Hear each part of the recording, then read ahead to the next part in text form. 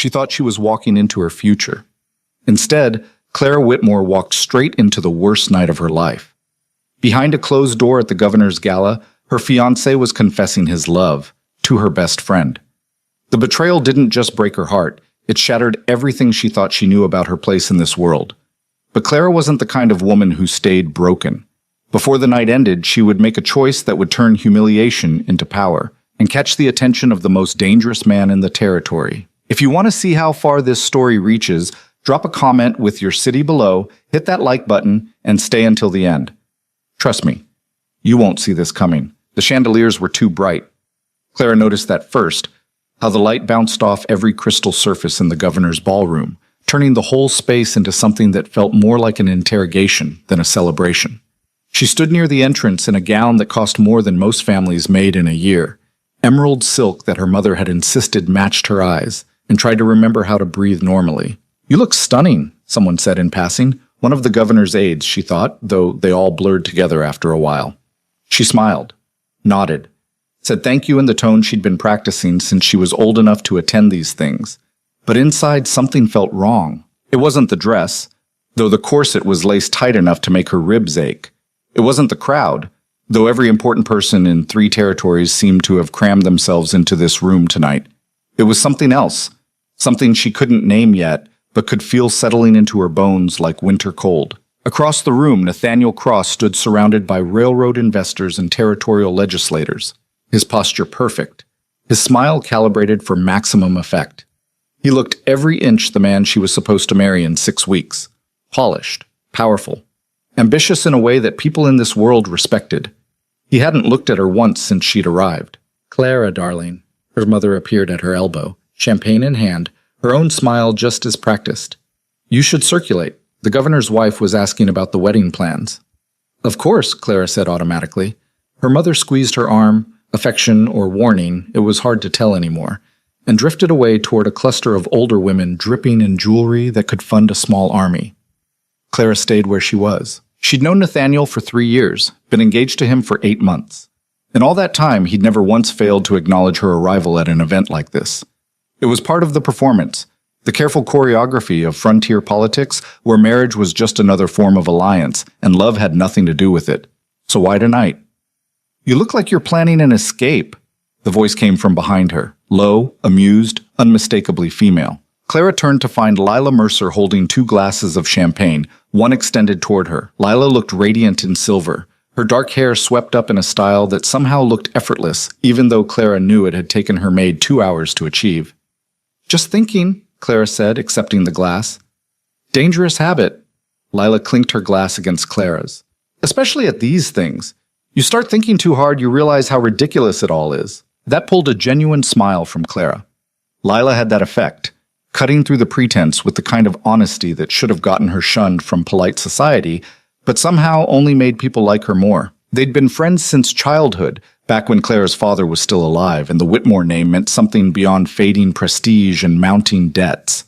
Lila was one of the few people in Clara's life who remembered her before she became a political asset, before marriage became strategy instead of choice. "Have you seen Nathaniel?" Clara asked, trying to sound casual. Lila's expression flickered, something Clara almost missed. "Earlier. Why? No reason? Just thought he'd—" She trailed off, suddenly feeling foolish. "He's probably networking," Lila said quickly. "You know how he gets at these things. The whole room is a chessboard to him." True enough, Nathaniel Cross didn't attend parties. He worked them. Every conversation was calculated, every handshake a move toward some larger goal. It was one of the things her mother admired about him, one of the things that made him such a suitable match. It was also one of the things that made Clara feel like she was drowning. "I should find him," Clara said. "Make an appearance together before people start talking." "Let them talk." Lila's voice had an edge now, sharp enough that Clara looked at her more closely. "Are you all right?" "Fine. Just tired of all this." Lila gestured vaguely at the room. "The performance, the games. Sometimes I think we'd all be better off if we just said what we actually meant." Before Clara could respond, Lila's name was called from across the room. Some cousin or another, Clara couldn't keep track, and her friend squeezed her hand once before disappearing into the crowd. The chandelier seemed even brighter now. Clara drained her champagne and set the glass on a passing servant's tray. Then she started moving through the ballroom, nodding to familiar faces, deflecting questions about the wedding with practiced ease, searching for the man who was supposed to be her future. She found him 20 minutes later. Or rather, she didn't find him at all. What she found was his absence, a gap in the crowd where he should have been, a knot of men still discussing railroad expansion, but without Nathaniel at the center. When she asked after him, they said he'd stepped out for air, or to take an important call, or the stories shifted depending on who was telling them. The unease that had been sitting in Clara's chest all night started spreading. She worked her way toward the edges of the ballroom, past the dance floor where couples moved in careful formations, past the tables laden with food no one was eating, past the alcoves where older women gossiped and men made deals that would reshape the territory. That's when she heard it. Not as discreet as he thinks. Two women stood partially hidden behind a marble column, their voices low, but not quite low enough. I give it another week before everyone knows. Poor Clara. Clara's feet stopped moving. Do you think she suspects? How could she not? The way he looks at her. Shh, not here. They moved away, leaving Clara frozen in place, her heart hammering against her ribs. The way he looks at her, not at Clara, at someone else. The ballroom suddenly felt too small, too hot, too loud. Clara pushed through a side door into a hallway lined with portraits of previous governors, all of them staring down with expressions that seemed to know exactly what she was about to discover. She told herself she was being paranoid. Nathaniel was ambitious, calculating, sometimes cold, but unfaithful? That would be stupid, and Nathaniel Cross was many things, but stupid wasn't one of them. Except he hadn't looked at her all night. Except Lila had been strange when she'd asked about him. Except those women had said poor Clara in the exact tone people used when they knew something you didn't. Clara found herself walking faster, past closed doors and empty sitting rooms, following some instinct she didn't fully understand. The sounds of the party faded behind her until all she could hear was the rustle of her skirts and the blood rushing in her ears. She turned a corner into the private wing of the governor's mansion, the section where guests weren't supposed to wander, and saw light spilling from beneath a door at the end of the hall. Her hand was on the doorknob before she could talk herself out of it. She turned it slowly, easing the door open just enough to see inside. The study was all dark wood and leather, built for closed-door negotiations and private deals. A fire burned in the hearth, casting shadows that made the whole room feel like a confessional. Two figures stood near the fireplace. Clara's breath stopped. Nathaniel had his back to her, but she'd know his posture anywhere.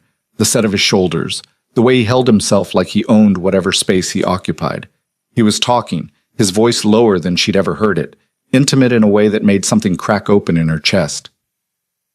Can't keep doing this. Someone's going to notice. The woman in front of him lifted her head.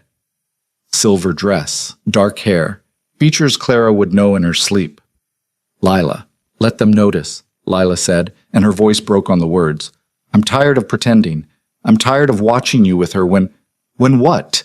Nathaniel cut in. When you knew from the beginning what this was, what she was. Clara's hand tightened on the doorknob. A means to an end, Nathaniel continued, each word sharp enough to draw blood. The Whitmore name still carries weight in certain circles. Her mother's connections, her father's old alliances, they're useful. Clara herself? He laughed, and it was the cruelest sound Clara had ever heard. She's pleasant enough, biddable. Exactly what a man needs in a wife when he's building the kind of power I'm after. And what am I? Lila's voice shook. What does that make me? Nathaniel stepped closer to her, close enough that Clara could see him lift his hand to Lila's face. You're what I actually want, he said simply. But wanting and having are different things, Lila. You know that. In this world, you take what advances you and hide what you actually feel. That's how you survive. I don't want to just survive anymore. Then you're a fool. The words hung in the air between them. Clara felt something inside her go very still and very cold. She'd spent 8 months convincing herself that what she had with Nathaniel was enough. That respect could replace passion, that partnership could replace love, that she could build a life on the foundation of mutual advantage and careful diplomacy. She'd told herself that the distance between them didn't matter because this was how marriages worked in their world. Pragmatic, strategic, clear-eyed about what each person brought to the table. But this was something else entirely. What are you going to do? Lila whispered. Nathaniel's hand was still on her face. Exactly what I planned. Marry Clara in 6 weeks, consolidate the alliances her family brings, use that foundation to build something bigger, and in the meantime, we keep lying. We keep being smart, Nathaniel corrected. We keep understanding that power requires sacrifice, that sometimes you have to choose between what you want and what you need. And if I can't do that anymore? Silence. Then Nathaniel's voice, colder than before. Then you were never as strong as I thought you were. Clara pushed the door open. The hinges made no sound, but both of them turned as if she'd screamed. For 3 heartbeats, nobody moved. Then Lila gasped. Actually gasped, like a character in one of the melodramas Clara's mother pretended to be too sophisticated to enjoy, and stepped back from Nathaniel so quickly she nearly stumbled. Clara, don't. Clara was impressed by how steady her voice sounded, how calm, like her entire world wasn't actively disintegrating. Please don't. Nathaniel's face did something complicated, surprise, calculation, something that might have been guilt if she didn't know him better. Then it smoothed into the expression he wore when negotiating contracts, all careful neutrality and strategic consideration. How long have you been standing there, Mas? He asked. Long enough. He nodded slowly, like she'd just confirmed something he'd suspected. Then we should talk. Should we? Clara stepped fully into the room, closing the door behind her. Her hands were shaking, so she clasped them in front of her where neither of them could see. I'm trying to imagine what you could possibly say right now that would make any difference. Clara, please. Lila moved toward her, eyes bright with tears that Clara might have believed were genuine if she hadn't just heard every word of the last 5 minutes. It's not... You didn't mean for me to find out, Clara finished. I understand that part perfectly. It's not what you think, Lila tried again. Really? Clara looked at her. This woman she'd trusted with every secret, every fear, every small hope she'd been afraid to say out loud. Then please, explain what it is. Because from where I'm standing, it looks exactly like what I think. Nathaniel moved then, stepping between them with the kind of smooth confidence that Clara had once found reassuring and now recognized as simply arrogance. You're upset, he said, which is understandable. But if you'll let me explain, you just did explain. Clara met his eyes. Very thoroughly. I'm a means to an end, biddable, useful for my connections and my family's fading prestige. Was I supposed to pretend I didn't hear that part? Something flickered across his face. Annoyance, maybe, that she was refusing to make this easy. I'm a practical man, Clara. You've always known that. This marriage was never about romance or passion. It was about building something larger than either of us. Your mother understood that. I thought you did too. I did, Clara said quietly. I understood exactly what this was. What I didn't understand was that you were building it with someone else in the shadows. That's not fair, Lila said, her voice breaking. Clara turned to her slowly. Fair? You want to talk about fair? I never meant to hurt you. But you did it anyway. The words came out harder than Clara intended.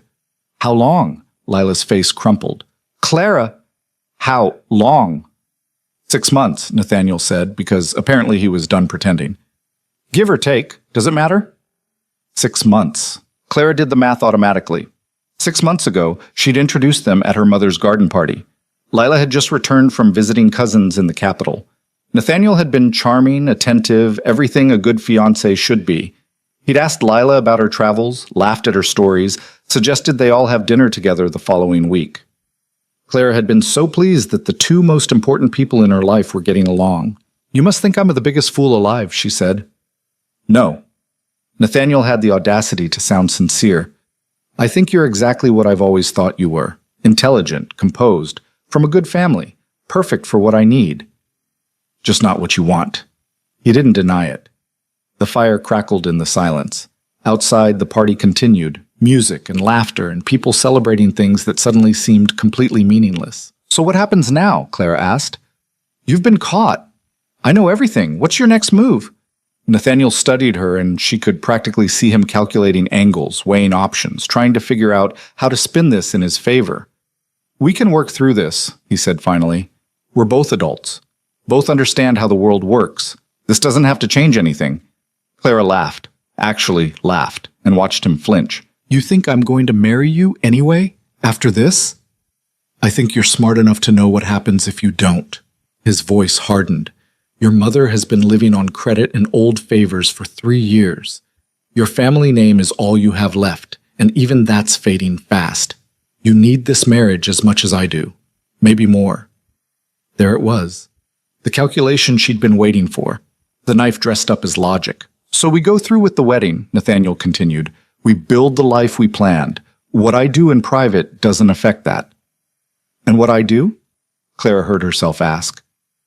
Do I get the same freedom? His expression closed. That's different. Of course it is. Clara.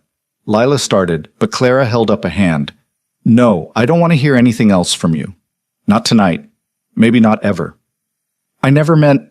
You meant enough, Clara said flatly. You knew exactly what you were doing. You both did. So please don't insult me by pretending otherwise. She turned toward the door, her skirt swishing against the carpet, her heart pounding so hard she thought it might crack her ribs. Where are you going? Nathaniel demanded. Clara looked back at him over her shoulder. Anywhere but here. If you walk out that door, if you make a scene, if you do anything that damages my reputation or my prospects, you'll what?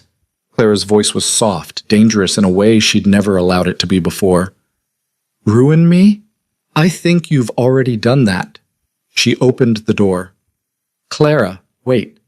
But she was already moving, back down the hallway, past the portraits with their judging eyes, toward the sound of music and voices and 300 people who expected her to smile and nod and play her part. She made it to the ballroom entrance before her legs gave out. Not completely. She wasn't dramatic enough for that.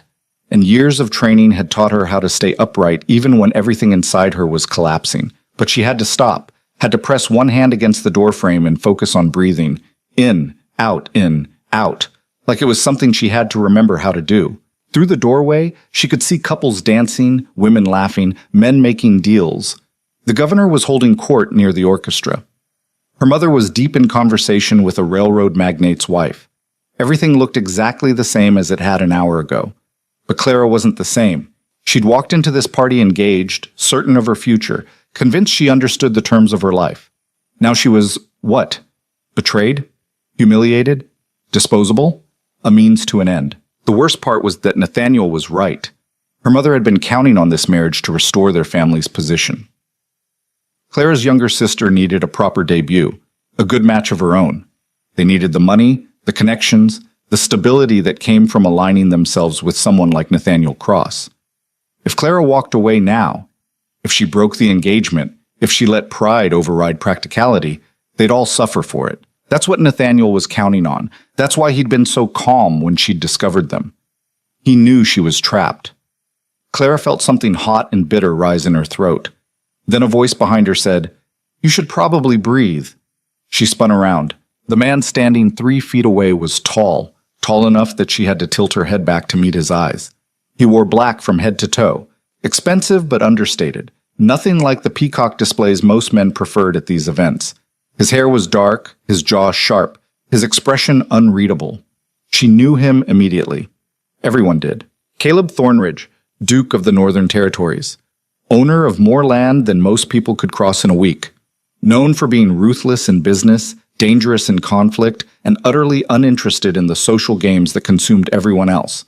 He was also, according to every rumor Clara had ever heard, someone you didn't want to cross. "I'm breathing fine," she managed. "You look like you're about to pass out." He said it without sympathy, just stating facts. "And there are 300 people in that room who would love to see Clara Whitmore make a scene.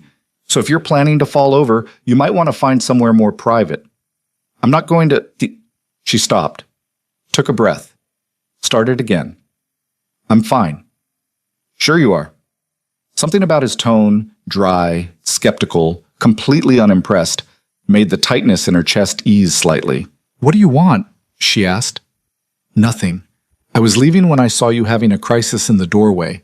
Thought I'd mention the breathing thing before you actually passed out and made tomorrow's gossip columns."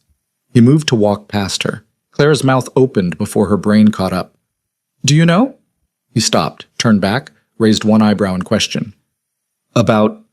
She couldn't finish the sentence, couldn't say it out loud where anyone might hear. But Caleb's expression shifted, just slightly, just enough, and she knew he understood. "About your fiancé and your friend?" He said it quietly, but without any attempt to soften it. Half the party knows. The other half will know by morning. The blood drained from Clara's face. "Oh," she heard herself say, That's wonderful." She was going to be sick. Right here, right now, in front of Caleb Thornridge and anyone else who happened to walk by. She was going to walk, Caleb said. "What?" He gestured down the hallway. "You need air. You need space. The terrace is this way, and it's empty because it's cold enough out there that the delicate flowers avoid it. So walk." It wasn't a suggestion.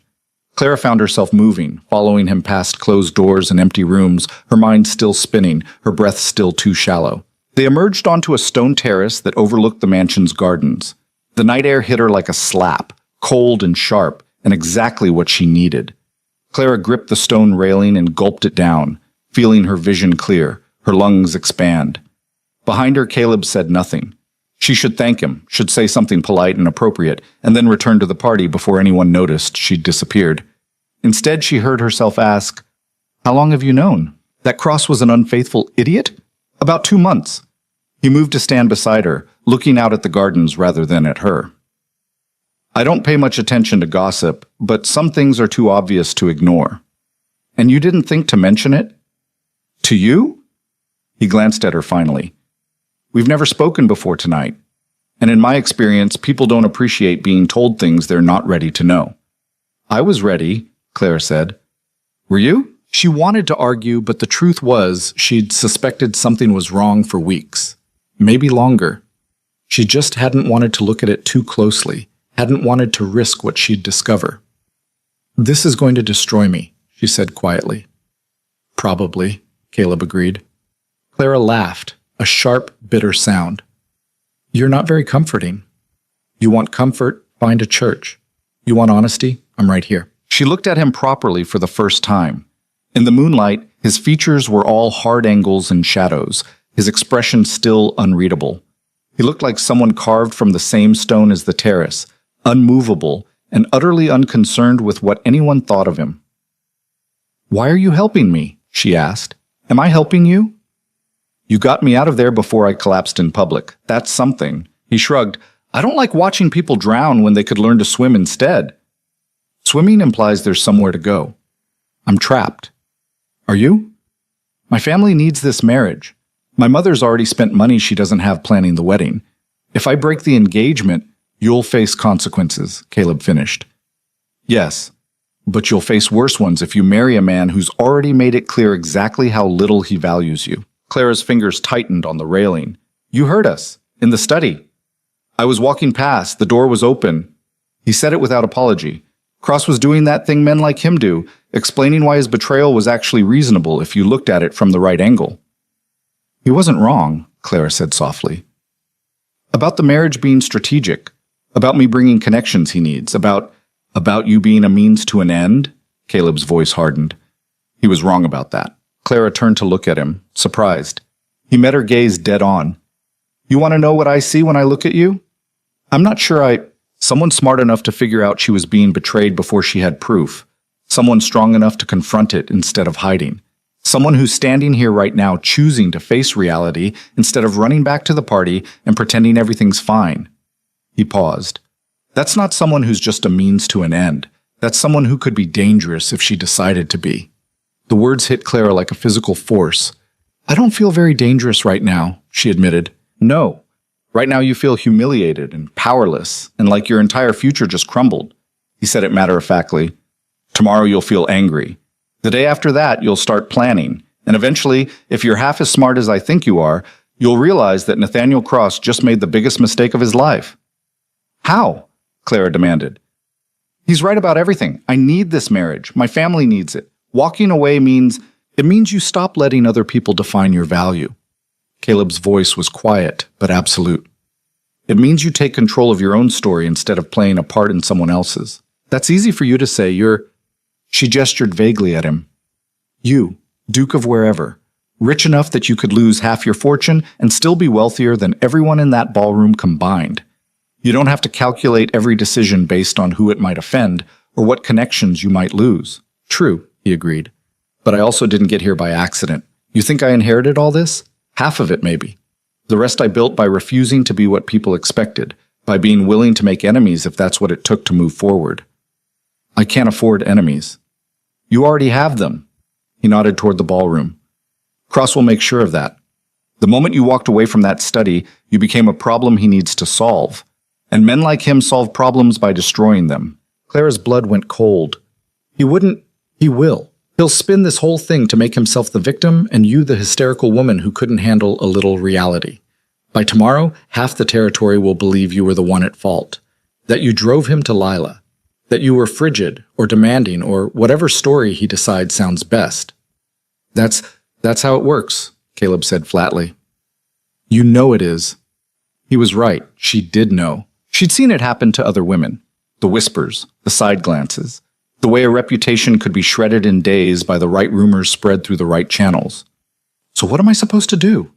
Clara heard the desperation in her own voice and hated it. Just accept it? Let him ruin me while he marries someone else and pretends none of this happened? No. Caleb turned to face her fully. You do something unexpected. Like what? Like coming back to that party with me. Clara blinked. What? Cross thinks he's won. Thinks he's got you trapped. Everyone in that room thinks the same thing, that you'll either fall in line or fall apart. Prove them wrong. How? Caleb's smile was sharp enough to cut. Let me worry about that. You just have to be willing to make a scene. Ian, this is insane, Clara whispered. They stood at the terrace doors, the party spread out before them like a stage set. Through the glass, Clara could see Nathaniel deep in conversation with a railroad magnate, his expression serious, his posture radiating confidence. He thought he'd already won. It's a gamble, Caleb corrected. But you're about to lose everything anyway. Might as well go down fighting. Clara's heart hammered against her ribs. Everything she'd been taught said this was wrong, that making a scene, drawing attention, confronting power directly instead of with careful diplomacy was the fastest way to destroy yourself. But everything she'd been taught had also led her here, to this moment, humiliated and powerless, and exactly where men like Nathaniel wanted women like her. What exactly are you planning to do? She asked. Nothing you don't agree to. Caleb's voice was steady. But when we walk through those doors, I need you to trust me, just for the next 10 minutes. Can you do that? Clara looked at him, the stranger who had no reason to help her, who was offering something she didn't fully understand, who looked at her like she was more than just a chess piece to be moved around someone else's board. Then she looked back at the ballroom, at Nathaniel still charming his way through conversations, at Lila standing near the orchestra pretending she wasn't watching the door, at 300 people who expected Clara to crumble. Yes, she heard herself say, I can do that. Caleb's smile was genuinely pleased now. Then let's give them something to talk about. He offered his arm. Clara took it, and together they walked back into the light. The ballroom didn't go silent when they entered. That only happened in bad novels. But Clara felt the shift anyway, the way conversations stuttered and eyes tracked their movement across the floor. Caleb Thornridge didn't attend many social functions, and when he did, he certainly didn't arrive with women on his arm, especially not women who were supposed to be engaged to someone else. People are staring, Clara murmured. Good, Caleb said.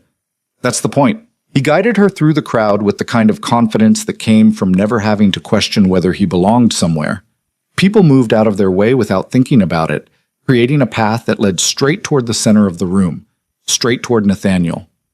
Clara's stomach twisted. What are you? Trust me, Caleb reminded her quietly.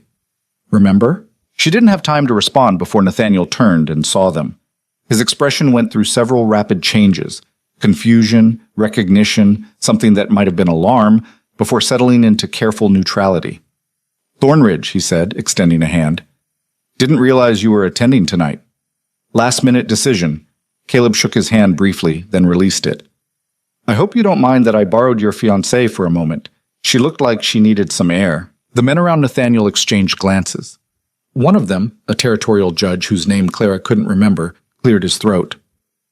That was kind of you, Nathaniel said. His eyes flicked to Clara, searching. Darling, are you feeling all right? The endearment landed like a slap. Darling. He'd called her that in front of Lila less than an hour ago while explaining exactly how useful she was to his ambitions. I'm fine, Clara said. Her voice came out steadier than she felt. Just needed a moment. Well, I'm glad Thornridge was there to help. Nathaniel's smile didn't reach his eyes, though I'm sure people will talk. You know how these things are. There it was, the subtle threat wrapped in concern, the reminder that appearances mattered, that being seen with another man could damage her reputation even more than it already was. Clara felt Caleb's hand tighten slightly on her arm. Let them talk, Caleb said easily. I found that people who spend too much time worrying about gossip usually have something to hide. The words hung in the air like gun smoke. Nathaniel's smile froze. I'm not sure I follow. No? Caleb's tone was pleasant, conversational. Strange. I thought you were known for being perceptive. The judge shifted uncomfortably. The railroad magnate suddenly became very interested in his drink. The whole group radiated tension now, though Clara suspected only she and Nathaniel fully understood why. Perhaps we should discuss this privately, Nathaniel said carefully. I don't think there's anything to discuss. Caleb glanced at Clara. Unless Miss Whitmore disagrees. Every eye in their immediate vicinity was on her now. Claire could feel the weight of it, could feel the expectation that she'd smooth this over, laugh it off, play the role of the accommodating fiancé who knew when to be quiet. She thought about Nathaniel's voice in the study. A means to an end. Biddable. Actually, Clara heard herself say, there is something we should discuss, but you're right, it should be private. Nathaniel's jaw tightened almost imperceptibly. Clara, excuse us, gentlemen. She looked at Caleb. Thank you for your assistance, Duke Thornridge. I can handle it from here.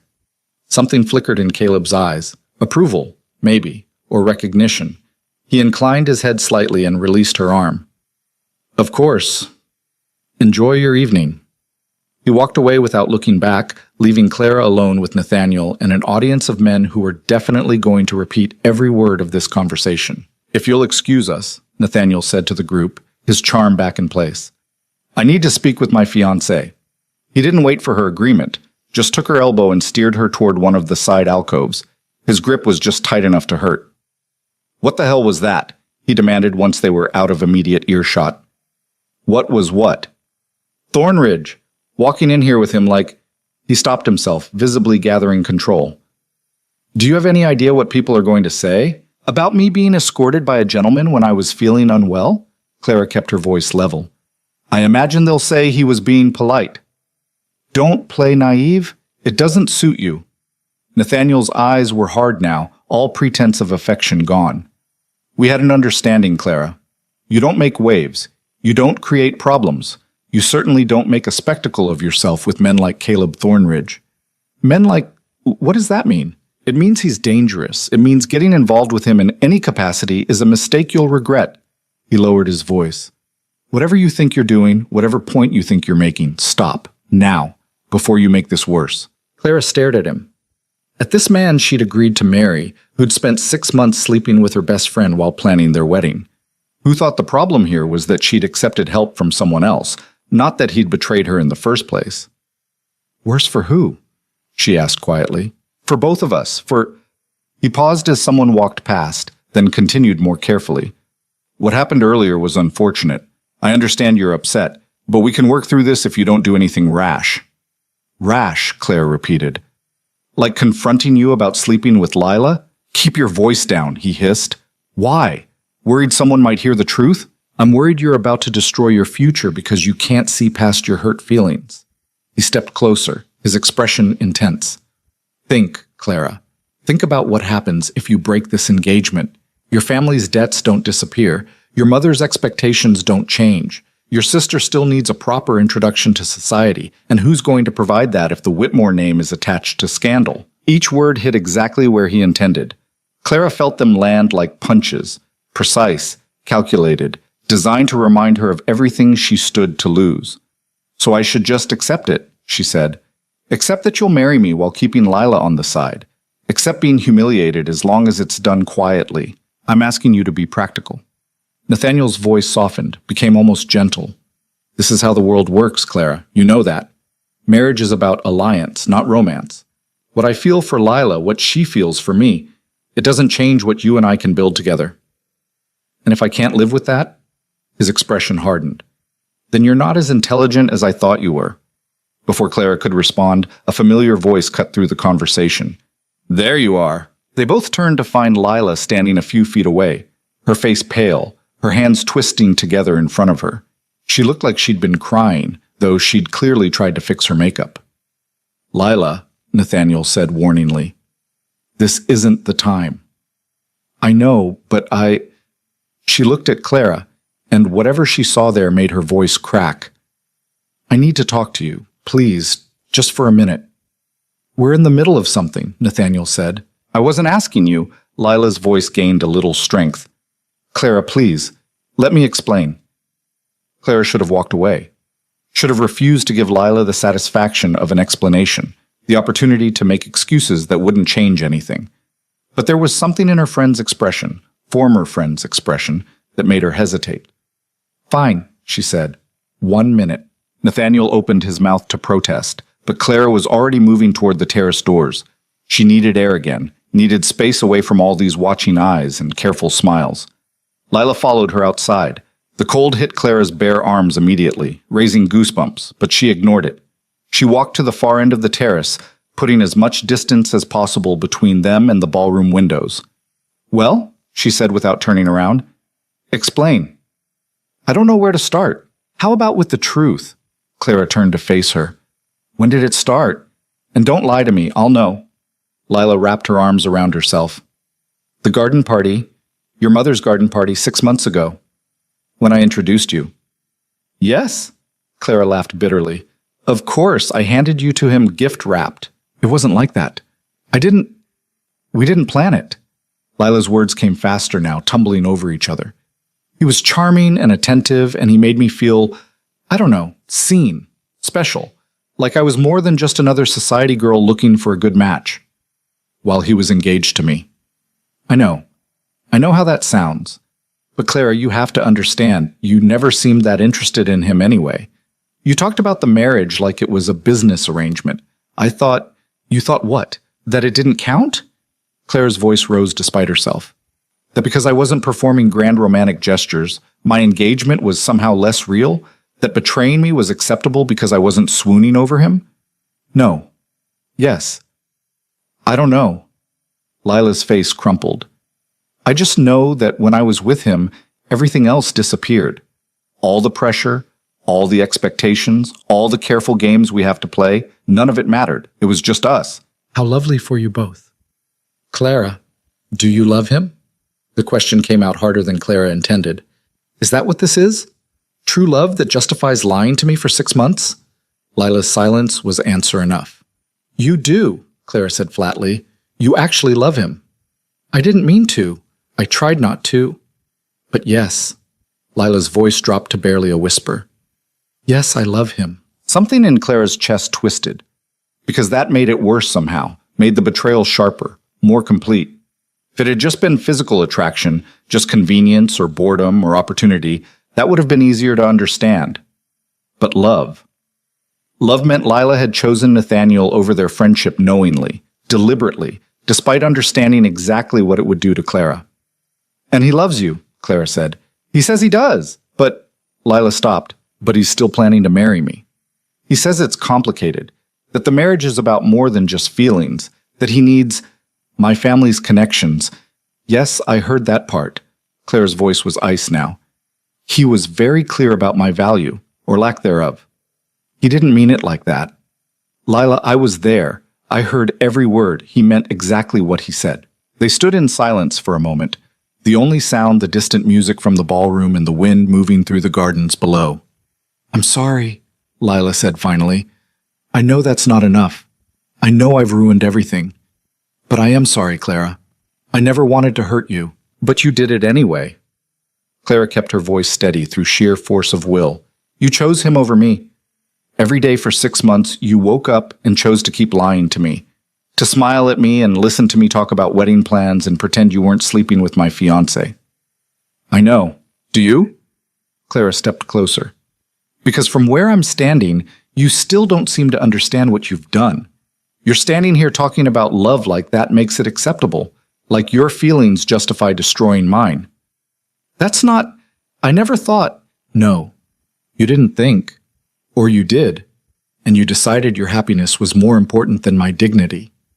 Clara's control was slipping now, emotion bleeding through despite her best efforts. You were my best friend, Lila, the person I trusted most in the world, and you chose him. Lila's face was wet with tears now. What do you want me to say? I don't want you to say anything. Clara's voice broke on the words. I want you to go back inside. I want you to stay away from me. And I want you to remember, every time you look at Nathaniel, what it cost to have him. Clara, please. We're done. Do you understand? We're done. Clara turned and walked back toward the ballroom, her vision blurring, her chest so tight she could barely breathe.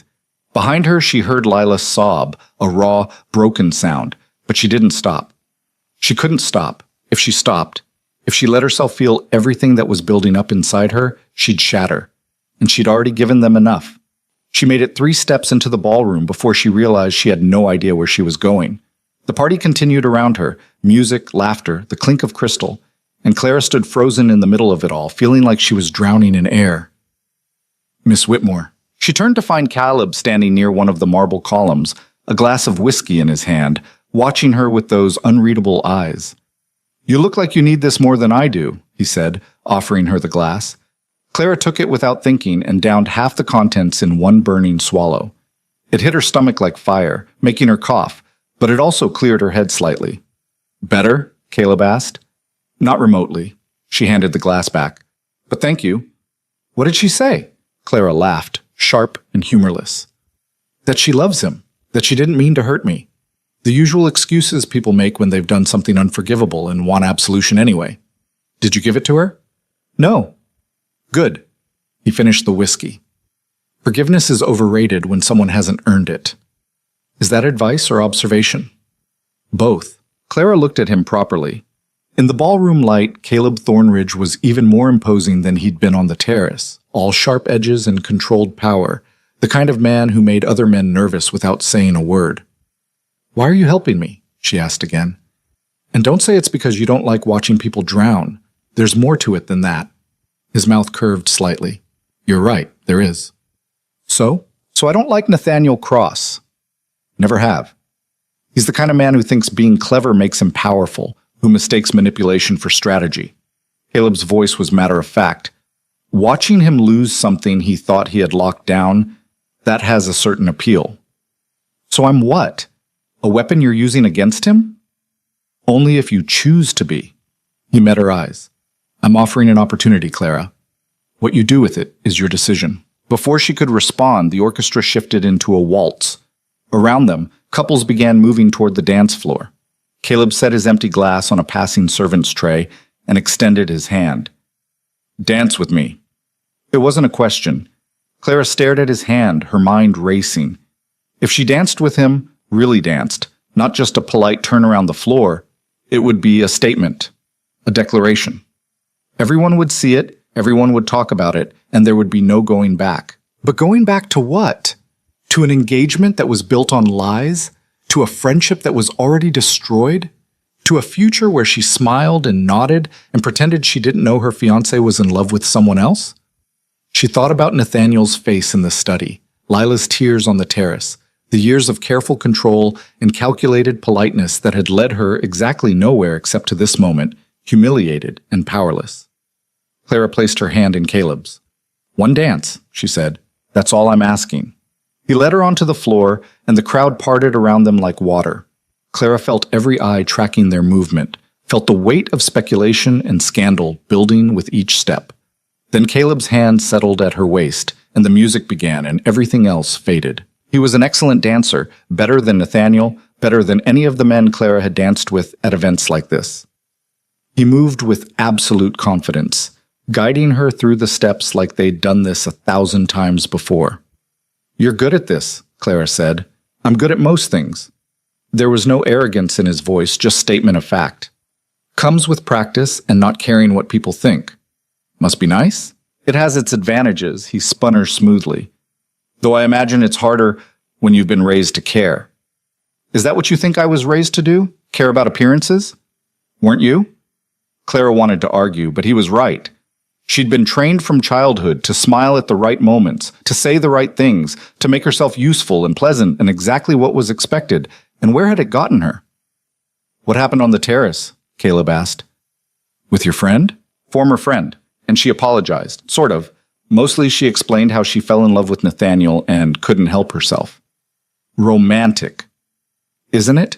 Clara's voice hardened.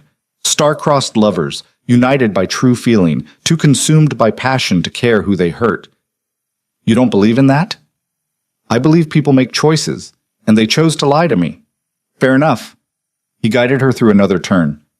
What are you going to do about it? I don't know yet. Yes, you do. Clara looked up at him sharply. Excuse me? You know exactly what you're going to do, Caleb said. You knew the moment you put your hand in mine. You just haven't admitted it to yourself yet. And what do you think I'm going to do? You're going to break the engagement. He said it calmly, like he was discussing the weather. You're going to walk away from Nathaniel Cross and let him scramble to save face while you rebuild on your own terms. That's a lovely fantasy, Clara said, but in the real world I have responsibilities, family obligations. I can't just— You can do whatever you decide to do, Caleb interrupted. The question is whether you're brave enough. The music swelled around them. Clara felt dizzy, overwhelmed, like the whole room was spinning too fast. You don't know anything about me, she said.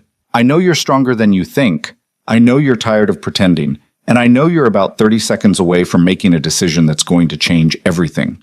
He was right. Clara could feel it building inside her. The anger, the humiliation, the years of swallowing her pride and accepting less than she deserved. All of it coiling tight in her chest, ready to explode. The music ended. Caleb released her, stepped back, and bowed formally. And Clara made her choice. She turned to face the crowd, her voice carrying across the suddenly quiet ballroom. I have an announcement to make. The room went dead silent. Clara saw her mother's face go white. Saw Nathaniel push through the crowd, his expression alarmed. Saw Lila standing frozen near the orchestra, one hand pressed to her mouth. My engagement to Nathaniel Cross, Clara said clearly, is over, effective immediately. The silence shattered into chaos. Her mother gasped. Several women began whispering frantically. The men looked between Clara and Nathaniel like they were watching a duel and couldn't decide who to bet on. Nathaniel reached her side, his face a mask of controlled fury. Clara, what are you doing? I'm telling the truth, she said. Something you should try sometime. We need to talk about this privately. Why? So you can explain again how I'm making a mistake? How I should be practical? She raised her voice slightly, making sure everyone could hear. I'm done being practical. I'm done pretending. And I'm done with you.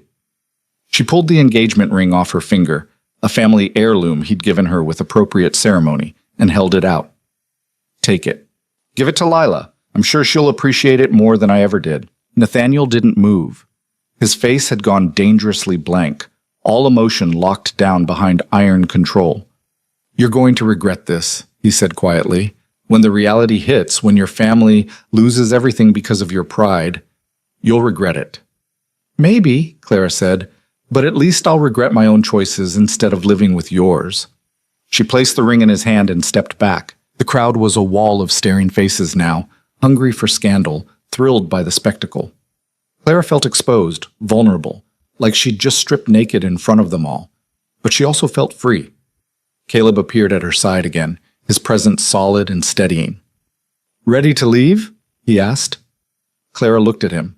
This dangerous man who'd offered her a lifeline without asking for anything in return, and nodded. Yes, please. He offered his arm again, and this time when she took it, it felt like accepting an alliance, like crossing a line she couldn't uncross. They walked toward the exit together while 300 people watched and whispered, and began rewriting Clara Whitmore's story into something scandalous and shocking and utterly ruined. Her mother intercepted them at the door. Clara Rosemary Whitmore, she hissed, her face pale with fury and panic. What have you done? What I should have done weeks ago, Clara said.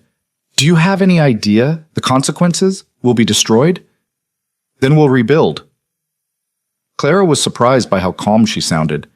But I won't do it chained to a man who thinks I'm nothing more than a useful connection. You selfish, foolish girl. Her mother's voice shook. You've ruined us. You've ruined everything. The words should have hurt, would have hurt, even an hour ago. But Clara just looked at her mother, at this woman who'd taught her to smile through pain, to accept less than she deserved, to measure her value by who she could attract and what alliances she could build. and felt something close to pity. "I'm sorry you see it that way," she said quietly. "But I'm not sorry for leaving." She walked past her mother, through the grand entrance, down the marble steps to where carriages waited in the torchlit drive. Caleb stayed beside her the entire time, silent and steady, until they reached his carriage, black and expensive and marked with the Thornridge crest. "Where do you want to go?" he asked. Clara realized she had no idea. Not home, her mother would follow, would argue, would try to convince her to undo what she'd just done. Not to friends. What friends did she have left? "I don't know," she admitted. "Then come with me." He opened the carriage door. "I have a house in town, guest rooms. No expectations, no demands, just space to breathe and figure out what comes next." Clara looked back at the governor's mansion, all lit up and glittering, full of people who were probably still talking about her. Then she looked at Caleb Thornridge, who'd helped her for reasons she still didn't fully understand, who'd given her the push she'd needed to choose herself over security. "All right," she said, and climbed into the carriage. As they pulled away, Clara caught a glimpse of Nathaniel standing in the mansion doorway, watching her leave with an expression she couldn't read from this distance. She didn't look back again. The carriage ride passed in silence. Clara sat across from Caleb, watching the torchlit streets of the territorial capital roll past the window. Her hands were shaking, had been shaking since they'd left the mansion, but she kept them folded in her lap where he couldn't see. What had she done? The question circled through her mind like a vulture, picking at the edges of her decision. She'd just destroyed her engagement in front of 300 witnesses, had humiliated Nathaniel Cross publicly, had defied her mother, had thrown away the one alliance that was supposed to save her family from financial ruin. And for what? Pride. Dignity. The desperate need to prove she was more than a bargaining chip. "You're thinking too much," Caleb said without looking at her. "How would you know?" "Because you haven't said a word in 15 minutes, and your breathing keeps changing like you're trying to talk yourself into or out of something." Clara forced her hands to still. "I'm fine." "You're terrified." He finally looked at her. "Which is reasonable given what you just did. But you're also still here, which means some part of you knows you made the right choice." "The right choice?" Claire repeated. "I just ruined my family. That's the right choice?" "Your family was already ruined. You just refused to tie yourself to the sinking ship." "That's easy for you to say. You're not the one who's going to face my mother tomorrow, or the creditors, or the whispers that will follow me everywhere I go for the next decade." Caleb leaned forward, elbows on his knees. "You want honesty?" "I'm not sure anymore. The next few weeks are going to be hell. Cross will make sure of it. He's not the type to accept humiliation quietly. Your mother will blame you for everything that happens. Society will eat you alive." He paused.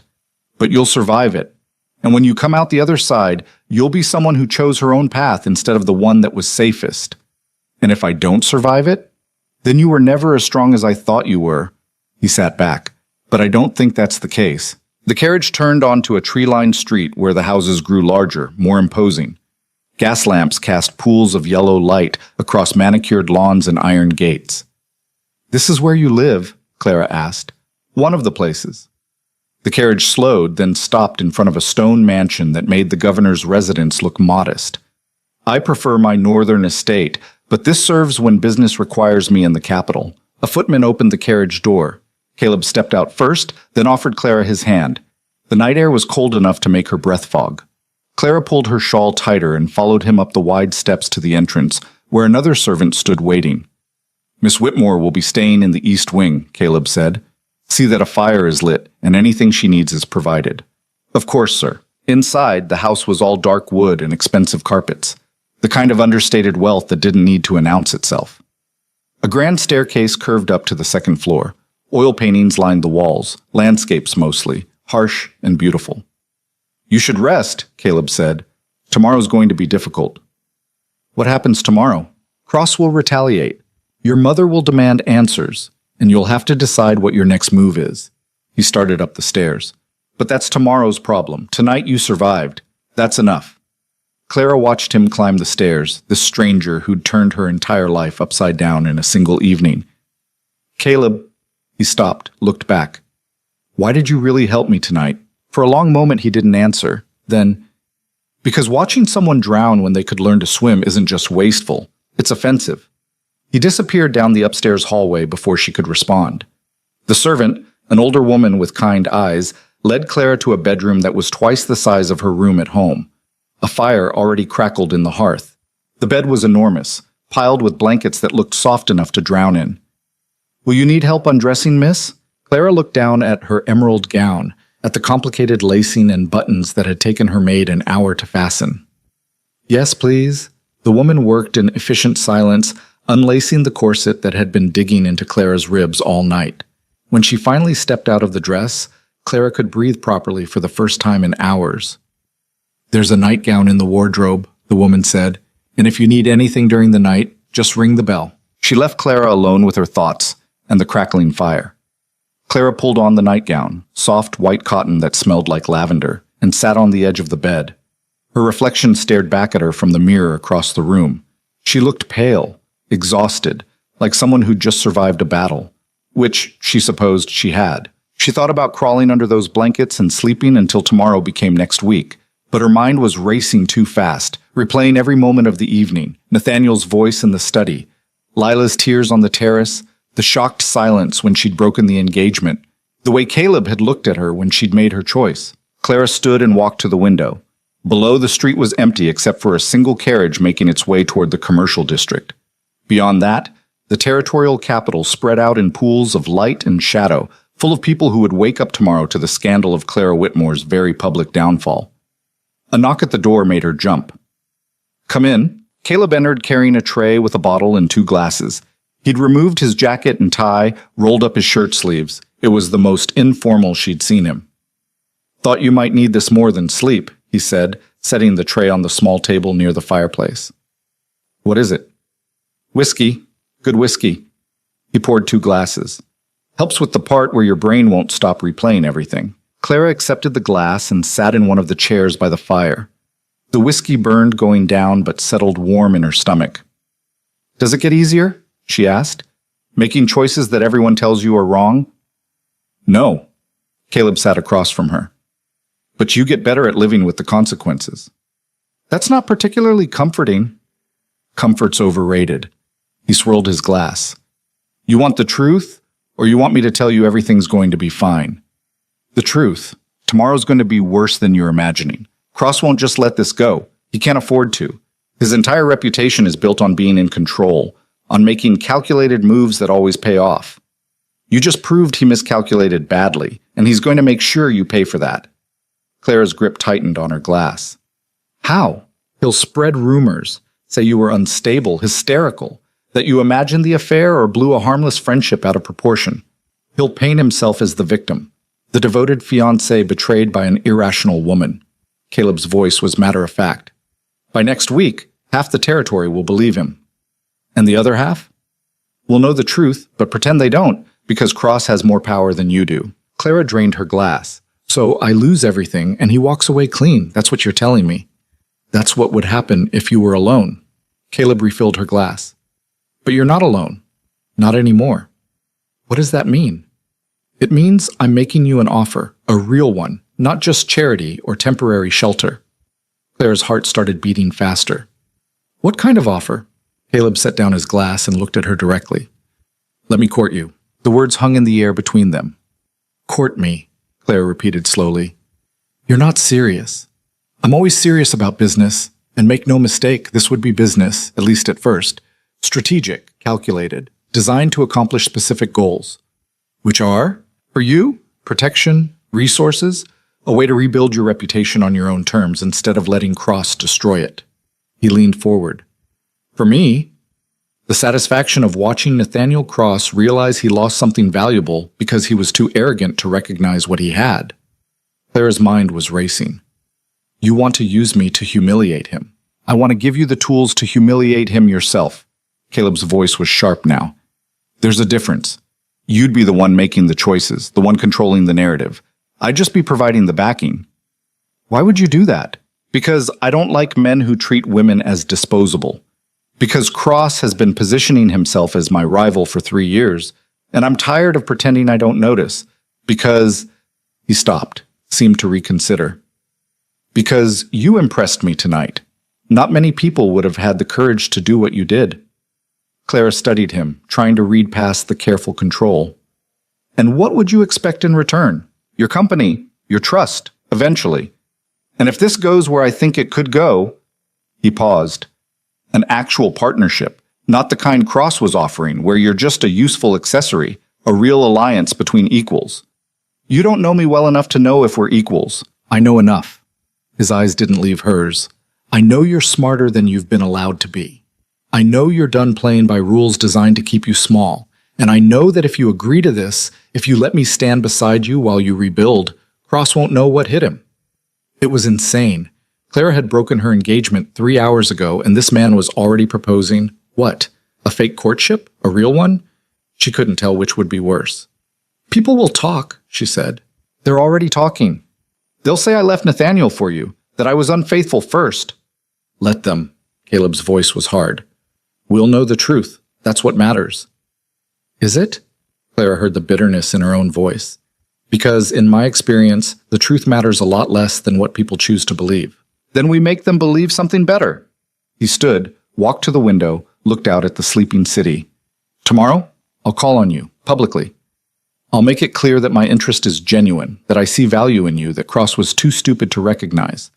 We'll attend events together. I'll introduce you to people who matter, people whose respect will shield you from the worst of the gossip. And in return, you give me your time, your honesty, and eventually, if this works, your respect. He turned back to face her.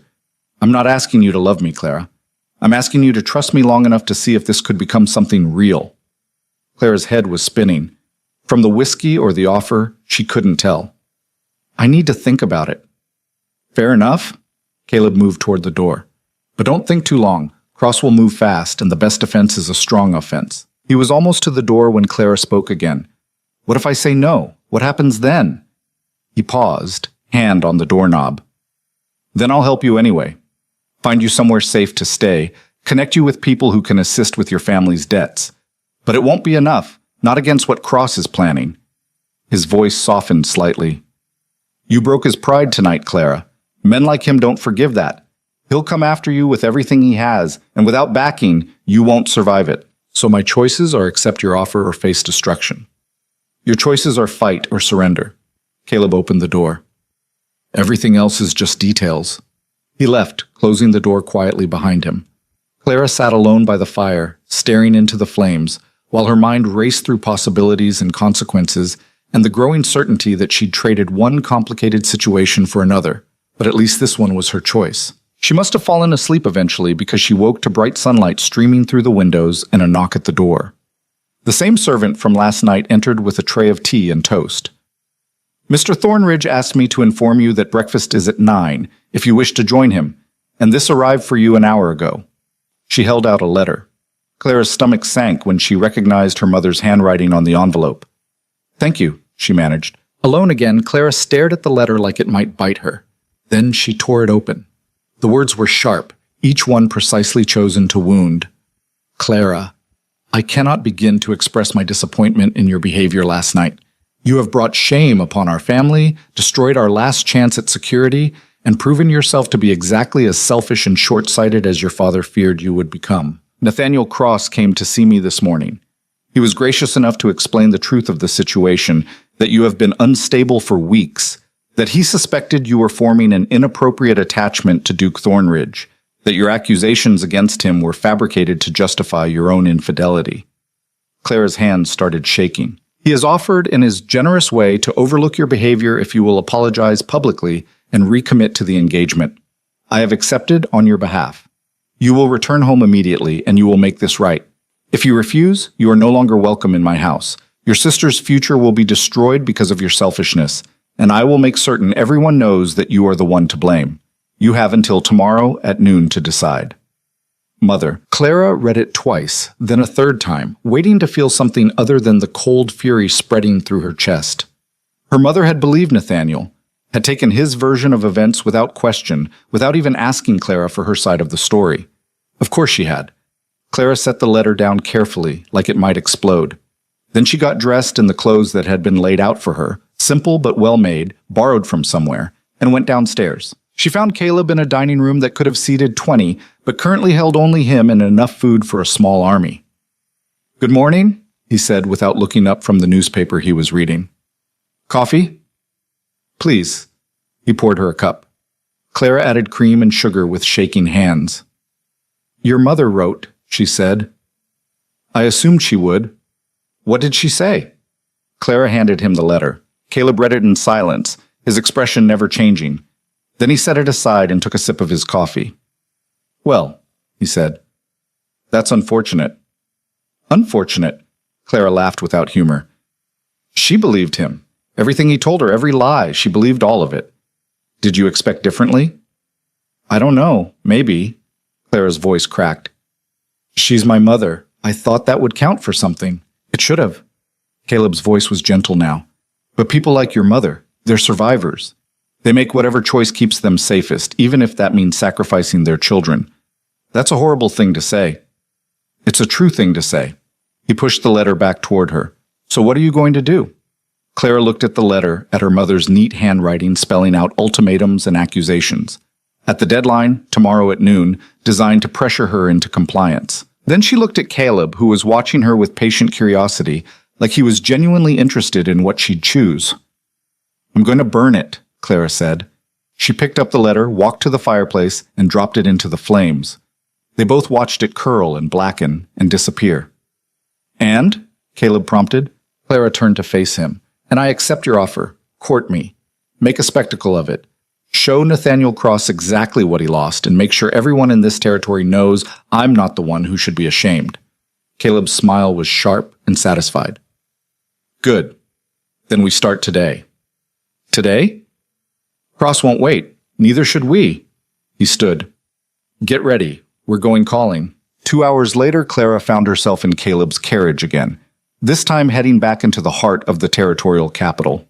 She wore a dress borrowed from somewhere, deep blue silk that fit well enough, expensive enough to make a statement. Where are we going? She asked. The Continental Hotel, for lunch. Caleb straightened his cuffs. It's where everyone who matters takes their midday meal, which means it's where we need to be seen. Clara's stomach twisted. You want to parade me in front of society the day after I broke my engagement? I want to show them you're not hiding, that you have nothing to be ashamed of. He looked at her. Unless you've changed your mind. She hadn't.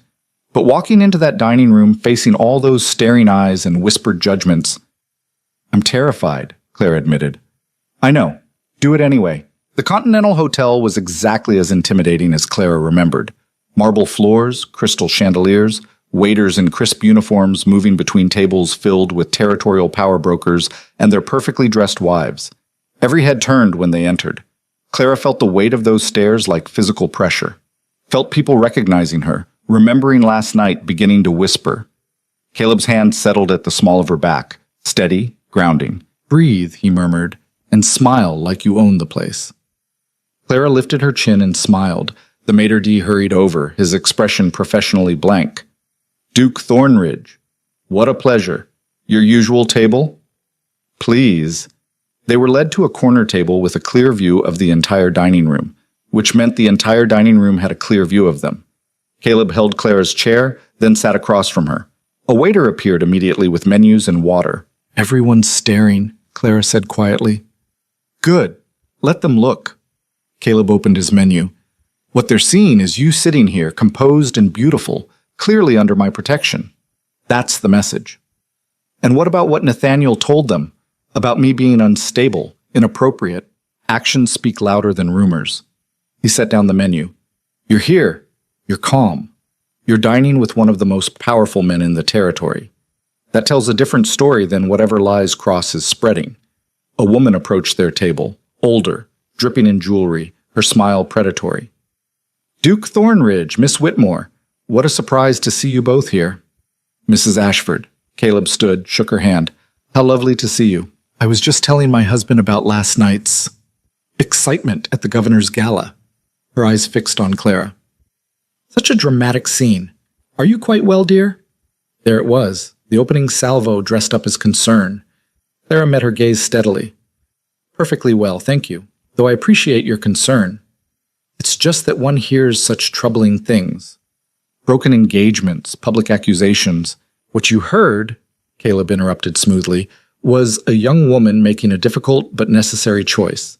I admire that kind of courage. Mrs. Ashford's smile froze. Ah, well, yes, of course, she glanced between them. I wasn't aware you two were, acquainted. We are now. Caleb's voice was pleasant, final. Please give my regards to your husband. She left, clearly desperate to report this conversation to someone. That's the first of many, Caleb said, sitting back down. Every busybody in the capital is going to try to get close enough to gather ammunition. Your job is to give them nothing. Just be calm and composed and act like everything's fine. Exactly. Even though my life is falling apart. Your old life is falling apart, Caleb corrected. That's different. They ordered lunch. Clara forced herself to eat even though her stomach was in knots. Around them, the dining room buzzed with barely concealed speculation. Then the doors opened and Nathaniel Cross walked in. Clara's fork clattered against her plate. Nathaniel saw them immediately. His expression flickered, surprise, anger, calculation, before smoothing into careful neutrality. He was with two other men, both influential territorial legislators. They headed for a table on the opposite side of the dining room, but Nathaniel's eyes stayed on Clara. Don't look at him, Caleb said quietly. He's right there. I know. Don't look at him anyway. You're here with me. He's irrelevant. Clara forced her attention back to her plate, forced herself to take another bite, to chew, to swallow. Across the room, she could feel Nathaniel watching. He's furious, she said. He should be. Caleb sipped his wine. You just proved he doesn't control you. Men like Cross can't stand that. What do you think he'll do? Something stupid, Caleb's voice was matter-of-fact. He's angry and humiliated. That combination makes people reckless. As if on cue, Nathaniel stood and walked toward their table. Clara's heart started racing. Miss Whitmore, Nathaniel said, his voice carefully pleasant. What a surprise. Mr. Cross. Clara was proud of how steady her voice sounded. His eyes flicked to Caleb. Thornridge. Cross. Caleb didn't stand, didn't offer his hand.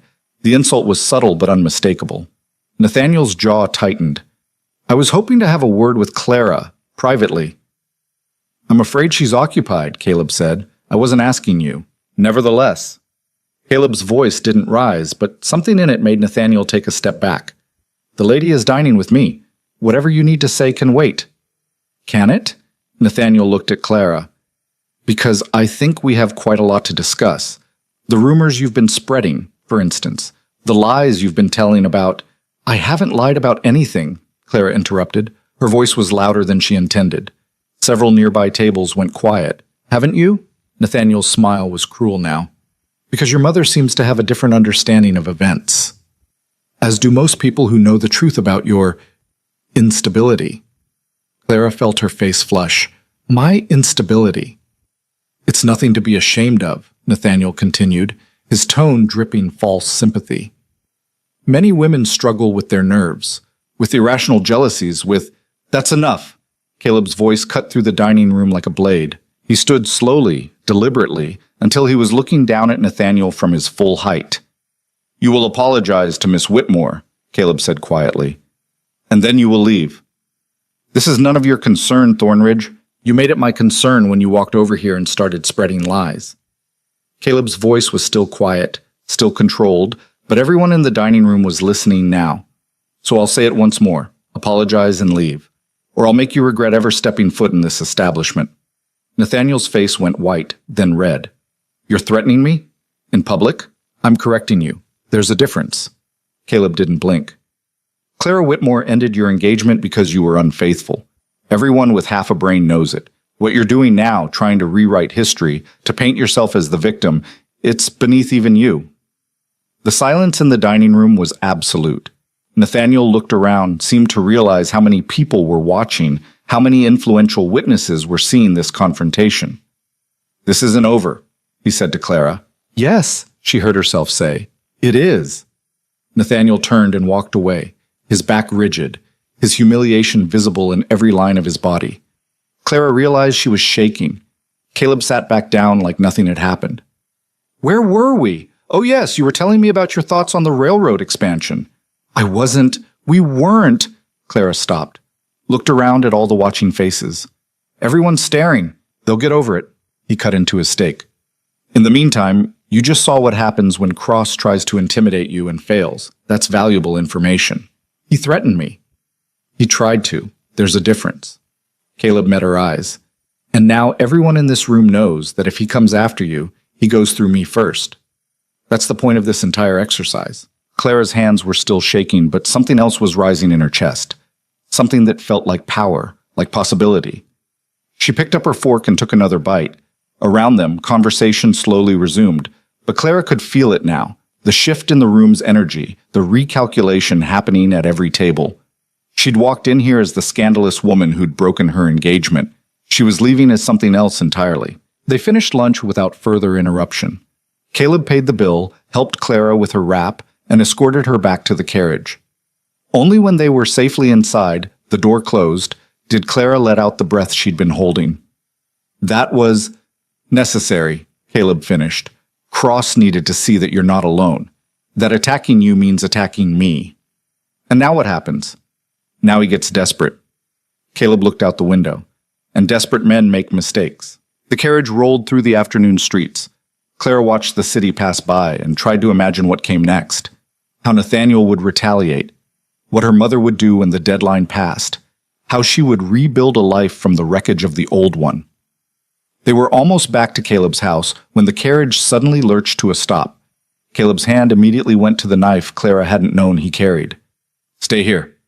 "What's happening?" He didn't answer, just opened the door and stepped out. Clara waited for exactly 3 seconds before following him. Outside, another carriage had pulled across the street, blocking their path. 3 men stood in front of it, rough-looking, the kind hired for work that required more muscle than morals.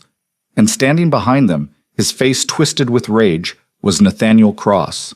"You think you can humiliate me?" Nathaniel's voice shook. "You think you can parade her around like some kind of prize, and I'll just accept it?" Caleb moved to stand between Clara and the men. "Go home, Cross. You're drunk, and you're making a scene." "I'm making a scene?" Nathaniel laughed wildly. "She's the one who destroyed our engagement in front of half the territory. She's the one who had every right to leave a man who was sleeping with her best friend," Caleb cut in. "Now move your carriage, or I'll move it for you." "You want her? Take her." Nathaniel's smile was vicious now. "But know what you're getting, a frigid, desperate woman who'll cling to any man stupid enough to show her attention. She's worthless, Thornridge. I was doing her a favor by—" Caleb moved so fast Clara almost missed it. One moment he was standing still. The next, Nathaniel was on the ground, his nose bleeding, his eyes wide with shock. The 3 hired men stepped forward. Caleb's knife appeared in his hand. "Your choice," he said quietly. They looked at each other, looked at their employer bleeding in the street, looked at Caleb's absolute certainty. Then they backed away. Caleb turned to Nathaniel, who was struggling to his feet. "If you come near her again, if you so much as speak her name, I will end you. Financially, socially, and if necessary, physically. Do you understand?" Nathaniel wiped blood from his face, his expression murderous. "This is war," he spat. "No," Caleb said. "This is you learning that there are consequences for treating people as disposable." He turned his back on Nathaniel, the ultimate dismissal, and held out his hand to Clara. "Come on, let's go home." Clara took his hand and let him help her back into the carriage. As they pulled away, she looked back to see Nathaniel still standing in the street, his face a mask of hatred and humiliation, and she knew, with absolute certainty, that this was far from over. Clara's hands were still trembling when they reached Caleb's house. She kept seeing Nathaniel's face, the rage, the blood, the promise of violence in his eyes. She kept hearing his words. This is war. And the terrible part was that he meant it. Nathaniel Cross didn't make empty threats. Caleb helped her from the carriage, his hand steady on her elbow. Inside, he guided her to the library, a room lined floor to ceiling with books, a fire already burning in the hearth. "Sit," he said. Clara sat. He poured her whiskey without asking, pressed the glass into her shaking hands. "Drink." She drank. The burn helped center her, pulled her back from the edge of panic. "He's going to destroy me," she said quietly. "He's going to try." Caleb poured his own glass. "There's a difference. You hit him, in front of witnesses. He'll use that. He'll say you're violent, dangerous, that I'm under your control somehow. Let him say it." Caleb's voice was calm. "Everyone saw him block our carriage. Everyone heard what he called you. If he tries to spin this as my fault, he'll only make himself look weaker. Clara wanted to believe him, but she'd seen Nathaniel operate, had watched him turn situations to his advantage with nothing but words and careful positioning. You don't know him like I do, she said. He doesn't lose. He won't accept this. Then we'll make him accept it. Caleb sat across from her. Clara, look at me. She did. You're afraid. That's reasonable. But fear only wins if you let it control you. And you didn't survive last night by being controlled by anything. Last night was impulse. This is sustained. He's going to come at me every day until I break. So don't break. He said it like it was simple. Every move he makes, we counter. Every lie he spreads, we expose. Every attempt to isolate you, we show the territory exactly how strong you actually are. And if that's not enough, then we escalate. Something dangerous flickered in Caleb's expression. Cross thinks he's the only one who knows how to play hardball. He's wrong. A knock at the door interrupted them. The same servant from before entered, looking worried. Sir, there's someone here to see Miss Whitmore. She says it's urgent. Who? Clara asked. A Miss Mercer, ma'am. Clara's stomach dropped. Lila's here? Should I send her away? Caleb asked. Clara stood, her mind racing. Part of her wanted to say yes, wanted nothing to do with the woman who'd betrayed her so completely. But another part, the part that needed to understand, needed to know what could possibly bring Lila here now.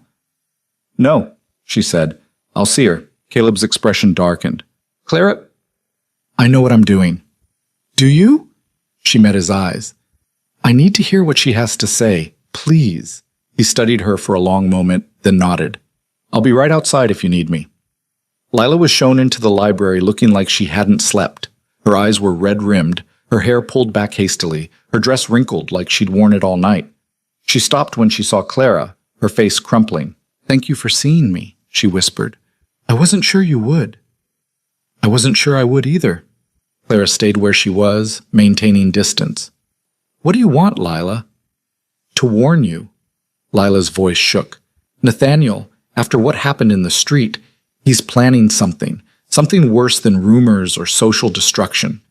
Clara's chest tightened. What kind of something? I don't know exactly. He wouldn't tell me details.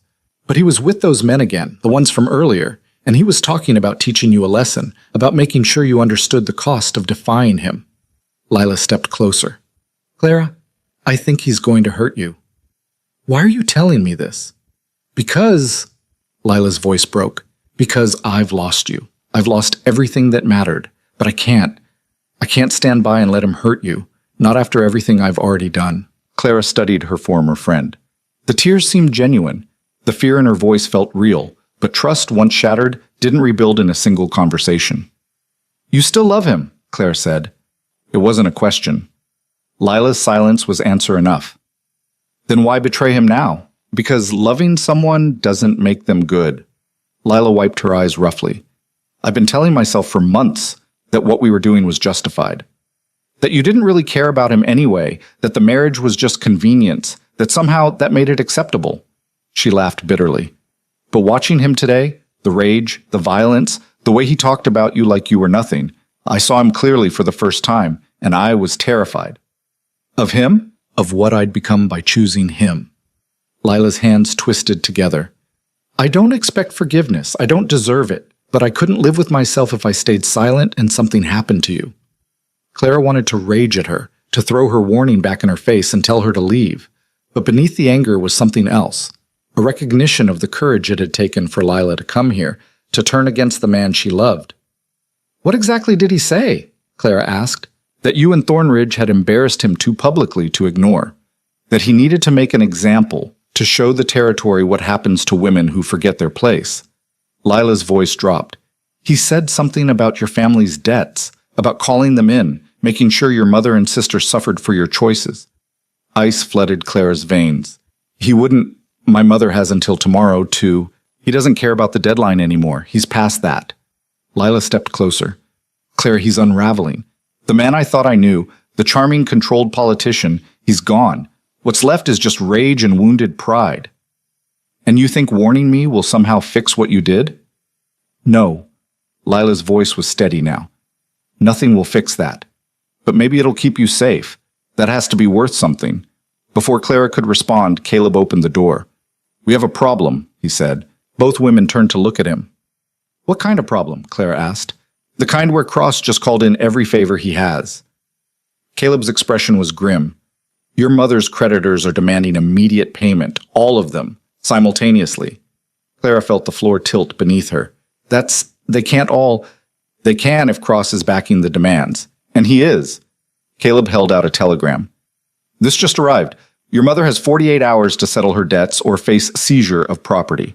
Clara read the telegram with shaking hands. The amount listed was staggering, more than 3 times what she'd thought her mother owed.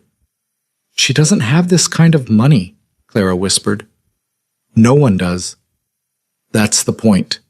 Caleb's voice was hard. "Cross isn't trying to collect. He's trying to destroy your family completely, to make sure you have nowhere to go, no one who'll take you in." "Because I embarrassed him." "Because you proved he doesn't own you." Caleb took the telegram back. "But he miscalculated." "How?" "He assumed your family's debts were your weakness, that threatening them would force you back under his control." Caleb's smile was sharp. "He didn't account for me." Clara's head was spinning. "What are you going to do?" "Pay the debts. All of them." "What? No, that's—" Clara tried to process what he was suggesting. "That's tens of thousands of dollars. You can't just—" "I can. And I will." Caleb's voice was matter-of-fact. "Consider it an investment in watching Nathaniel Cross realize he's lost." Lila, forgotten in the corner, made a small sound. They both turned to look at her.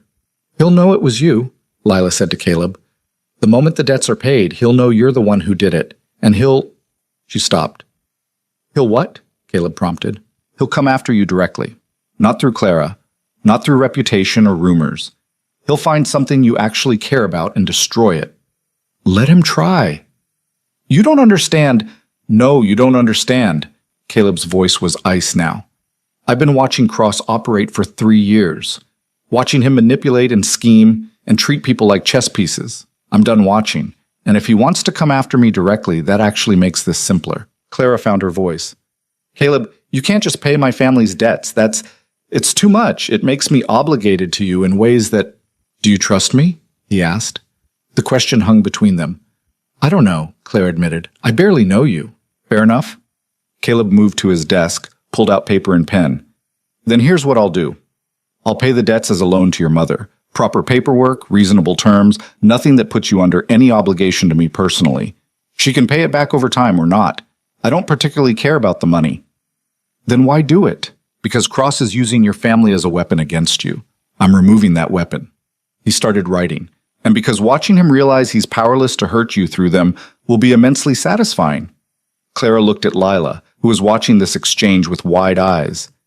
"You're in love with him," Lila said quietly. "What?" Clara's head snapped around. "Not Nathaniel. Thornridge."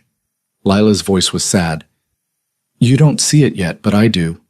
The way you look at him. The way you trust him, even though you just said you don't." "That's absurd," Clara said, but her cheeks flushed. Caleb didn't look up from his writing. "The lady's projecting. Ignore her." "Am I?" Lila asked. "Or am I just seeing what you're both too stubborn to admit?" "You should leave," Clara said. "You've delivered your warning. Thank you for that. But you and I—" "We're done, Lila. We'll never be what we were." Lila's face crumpled again, but she nodded. "I know, Be careful, Clara. Both of you. Nathaniel's past the point where reason matters, and that makes him more dangerous than you think." She left without waiting for a response. In the silence that followed, Clara sank back into her chair. "Do you believe her?" Caleb asked. "About Cross planning something violent?" "I don't know. Maybe." Clara rubbed her temples. She was right about the debts. Maybe she's right about the rest. "Then we need to be ready." He finished writing and stood. "I'll have my lawyer draw up the formal loan documents and get them to your mother's creditors by tomorrow morning. That handles the immediate threat, but we need to think long-term." "Long-term," Claire repeated. "You mean what happens after you've paid off my family's debts and publicly humiliated Nathaniel? What then?" "Then we rebuild your reputation properly, not just as the woman who left Cross, but as someone with value independent of any man." Caleb crossed to stand in front of her. "You're smart, Clara. Sharper than most of the idiots running this territory. We put that to use. How? I have investments, businesses, interests that span half the frontier. He leaned against the desk. You could manage some of them, not as a favor, as a genuine partner. Show the territory that you're more than just a society ornament. Clara stared at him. You want to make me a business partner? I want to give you options, tools, ways to build power that aren't dependent on who you're attached to. His voice was serious now. Cross thinks women are only valuable as accessories to powerful men. Prove him wrong. And if I fail, you won't. You can't know that. I've watched you handle the worst 3 days of your life with more grace and strength than most men show in their best moments. Caleb's eyes didn't leave hers. Trust me, you won't fail. Something in Clara's chest loosened. Not hope, exactly. Hope felt too fragile right now. But possibility. The sense that maybe, just maybe, she could become something other than what everyone expected. All right, she said, show me. Over the next 2 days, Clara learned more about Caleb Thornridge's business empire than she'd known existed. He owned timber operations in the Northern Territories, shipping concerns along the coast, investments in 3 different railroad ventures. He had his fingers in banking, mining, real estate development, and he wanted her to help manage it. The timber operation is bleeding money, he said, spreading papers across his library table. The manager is either incompetent or stealing. I need someone to go up there, audit the books, and figure out which. Clara studied the numbers. How long have you suspected the problem? 6 months. Haven't had time to deal with it personally. And you think I can? I think you're motivated to prove yourself capable. That's worth more than experience. He pointed to a column of figures. What do you see there? Clara followed the numbers, her mind catching patterns. The timber yields are consistent, but the profit margins are shrinking. That suggests... She paused, calculating. Either costs are rising faster than revenue, or someone's skimming. Good. What would you do about it? Send someone I trust to verify the physical inventory against the reported numbers. Cross-reference worker wages with actual payouts. Look for discrepancies. Caleb smiled. See? You're already thinking like an auditor. I'm thinking like someone who's watched men lie about numbers my whole life. Clara set down the papers. That's different. No, it's better. He gathered the documents. Most of my managers have degrees and training, but they've never had to survive the way you have. They've never had to read between lines and catch lies hidden in polite conversation. That makes you more valuable, not less. Clara wanted to believe him, but doubt crept in anyway. The years of being told her only value was in connections and appearance, in making other people comfortable. What if I'm not ready for this? She asked quietly. Then you'll learn. Caleb's voice was matter-of-fact. Same as everyone else. That afternoon, a messenger arrived with news that set the entire capital buzzing. Clara's mother's debts had been paid in full. Every creditor, every outstanding balance, settled before noon, and Nathaniel Cross's name was conspicuously absent from the transaction. Clara watched from Caleb's library window as carriages began arriving at his house. Curious society matrons, territorial businessmen, even the governor's aide, all wanting to know what this meant, what Caleb's interest in Clara Whitmore implied. Let them wonder, Caleb said when she mentioned it. Speculation works in our favor. Does it? When they're trying to figure out your value to me, they're not listening to Cross's lies about your instability. He pulled the curtain closed. By next week, you'll be the most talked about woman in the territory. That's leverage. He was right. Within 3 days, Clara received 17 calling cards from women who'd never spoken to her before. 5 dinner invitations. 3 requests for her opinion on various charitable endeavors. And 1 letter from her mother. Clara stared at it for a full minute before opening it. Clara, I have received notification that our family's debts have been settled by Duke Thornridge, with terms that are unexpectedly generous. I confess I do not fully understand what is happening or what arrangement you have made with him. I may have been too hasty in my judgment of the situation with Mr. Cross. Your sister has heard things, rumors that paint a different picture than the one he presented. Perhaps I should have listened more carefully before making assumptions. You are, of course, still welcome in this house, though I suspect you have found more suitable accommodations. Your sister wishes to see you, at your convenience. Mother. It wasn't an apology, wasn't even close, but it was as near as her mother would ever come to admitting she'd been wrong. Clara set the letter down and realized her hands were steady. What does she say? Caleb asked. That my sister wants to see me, and that maybe she was too quick to believe Nathaniel. Clara looked at him. She still doesn't understand what we're doing, what this is. Do you? The question caught her off guard. What do you mean, you and me? This arrangement. Caleb leaned against the desk. Do you understand what it is? Clara's heart started beating faster. You said it was strategic, protection and resources in exchange for your company and trust. He moved closer. But it's become more than that, hasn't it? Has it? You tell me. His eyes didn't leave hers. Because the way you looked at me when I paid those debts, the way you're looking at me now, that's not strategy. Clara's breath caught. I can't. You can say it, Clara. It won't bite you. Say what? That you're starting to care. That this isn't just business anymore. He was close enough now that she could feel the heat of him. That maybe Lila was right. Lila was projecting her own. Clara. She stopped, met his eyes, saw something there that made her chest tight and her thoughts scatter. I don't know what this is, she admitted. I don't trust easily. Not anymore. And you're, what? Dangerous, unpredictable.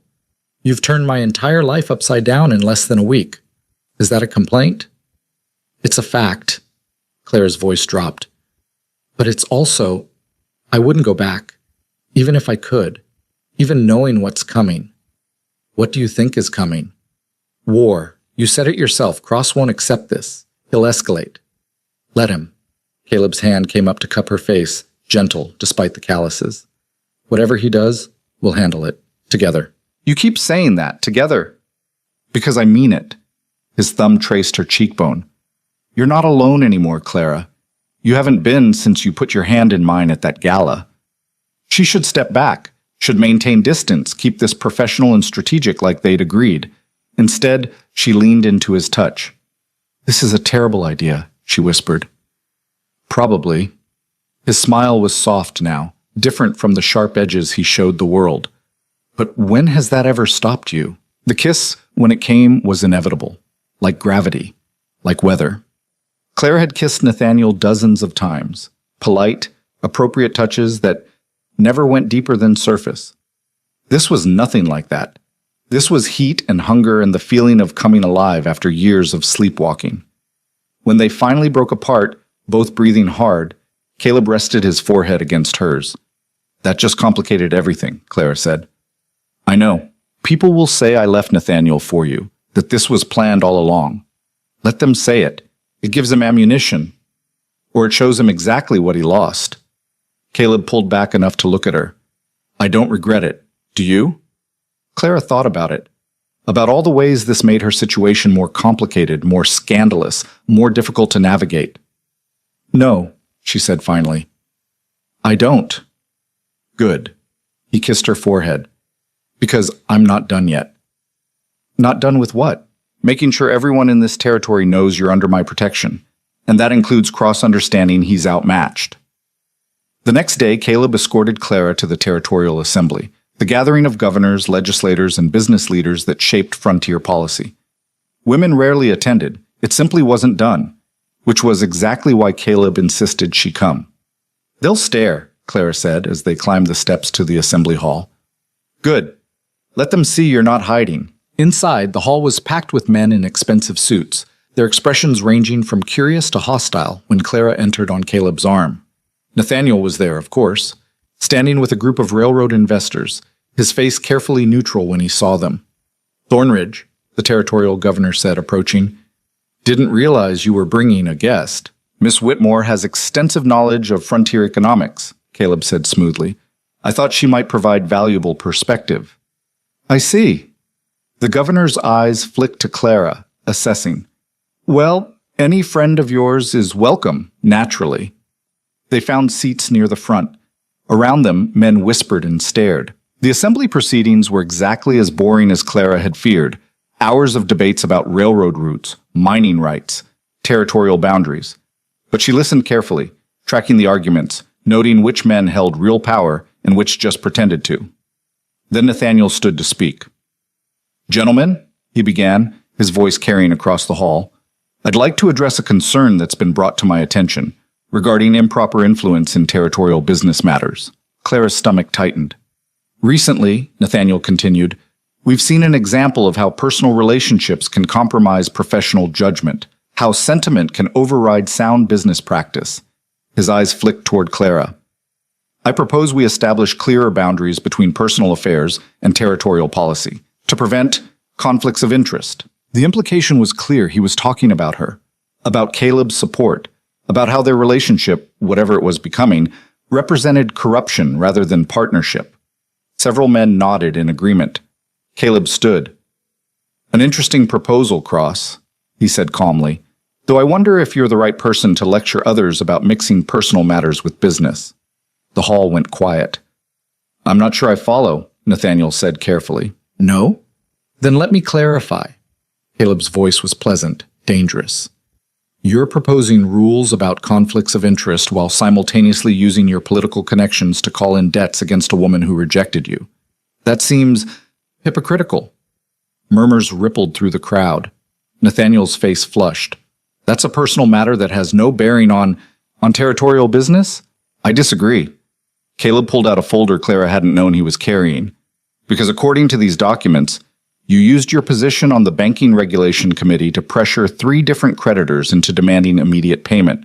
That's not personal. That's abuse of power. He handed the folder to the governor. The hall erupted into conversation. Men stood, argued, demanded to see the documents. Clara watched Nathaniel's face go from red to white as the governor read through the papers. These are serious allegations, Cross, the governor said. They're lies. Fabrications designed to, They're signed affidavits from the creditors themselves, Caleb interrupted, stating that you threatened their business licenses if they didn't cooperate. Would you like to call them liars to their faces? Nathaniel looked around the hall, seemed to realize he was trapped. This is a setup, he said desperately. Thornridge has been planning this, using that woman to— That woman, Clara said, standing, has a name, and I'd appreciate you using it. Every eye in the hall turned to her. Her heart was racing, her palms sweating, but she kept her voice steady. Mr. Cross is correct about one thing, she continued. This is about mixing personal and professional matters, but not in the way he's suggesting. He's angry because I refused to marry him after discovering his infidelity. Everything since, the rumors, the debt manipulation, the attacks on my reputation, that's revenge, pure and simple. That's not— Nathaniel started. Prove it, Clara challenged. Prove you didn't use your political position to pressure my mother's creditors. Prove you haven't spent the last week trying to destroy me socially and financially. Prove any of the lies you've been spreading about my mental stability. Silence. I didn't think so, Clara said quietly. You're very good at manipulation, Mr. Cross, at making people believe what serves your interests. But you made a mistake. You assumed I'd be too afraid or too weak to fight back. You were wrong. She sat down. The hall stayed silent for 5 seconds. 10. Then someone started clapping. Clara looked up to see one of the older legislators, a man she'd never met, applauding. Then another joined. Then another. Not everyone. But enough. Enough to matter. The governor cleared his throat. I think we need to table Mr. Cross's proposal until these allegations can be properly investigated. In the meantime, he looked at Nathaniel. I'd suggest you focus on clearing your own name before questioning others' judgment. Nathaniel's face was murderous, but he nodded stiffly and sat down. The assembly moved on to other business. But Clara barely heard it. Her whole body was shaking with adrenaline, with the realization of what she'd just done. She'd stood up in a room full of powerful men and called out Nathaniel Cross publicly, had defended herself instead of staying quiet. And they'd listened. Not all of them, but enough. Caleb's hand found hers under the table, squeezed once. Outside, after the assembly ended, men approached them, not to gossip or judge, but to introduce themselves properly to Clara, to ask her opinion on matters they'd never have consulted a woman about before. She was becoming real to them. Not just a scandal or a pretty face, but someone with thoughts worth hearing. Across the hall, Nathaniel stood alone, his allies suddenly scarce. He caught Clara's eye, and the hatred there was absolute. But for the first time since this started, Clara wasn't afraid of it. She'd found her footing, found her voice, and she wasn't giving it up for anyone. The ride back to Caleb's house was quiet, but it wasn't the suffocating silence of fear anymore. Clara sat across from him in the carriage, watching the late afternoon sun paint the buildings gold, and felt something unfamiliar settling into her bones. Not peace exactly, but certainty. "You're smiling," Caleb observed. Clara touched her face, surprised to find he was right. "I didn't realize. You stood in front of the Territorial Assembly and dismantled Nathaniel Cross in 3 sentences. I'd be smiling too." "I was terrified." "I know. You did it anyway." He leaned back against the seat. "That's what courage actually looks like. Not the absence of fear, the willingness to act despite it." Clara thought about that. About the way her voice had shaken when she'd first stood up, the way her hands had trembled holding the edge of the desk. But she'd done it. Had spoken when everything in her training said to stay quiet and let men handle men's business. "Nathaniel's face," she said softly, "when the governor sided with us. I've never seen him look like that. Powerless. That's what you saw." Caleb's voice was satisfied. He spent years believing he could control any situation through manipulation and political pressure. You just proved he can't control you. He'll retaliate. Probably, but from a weaker position than before. Caleb studied her. "How does it feel? Knowing you won?" "I'm not sure I did win. Not yet." Clara looked out the window. "He's wounded, not beaten, and wounded animals are the most dangerous." "Smart." Caleb nodded approval. "Don't get overconfident, but don't undersell what you accomplished today either. You changed how those men see you, from scandal to force. That matters." The carriage pulled up to the house.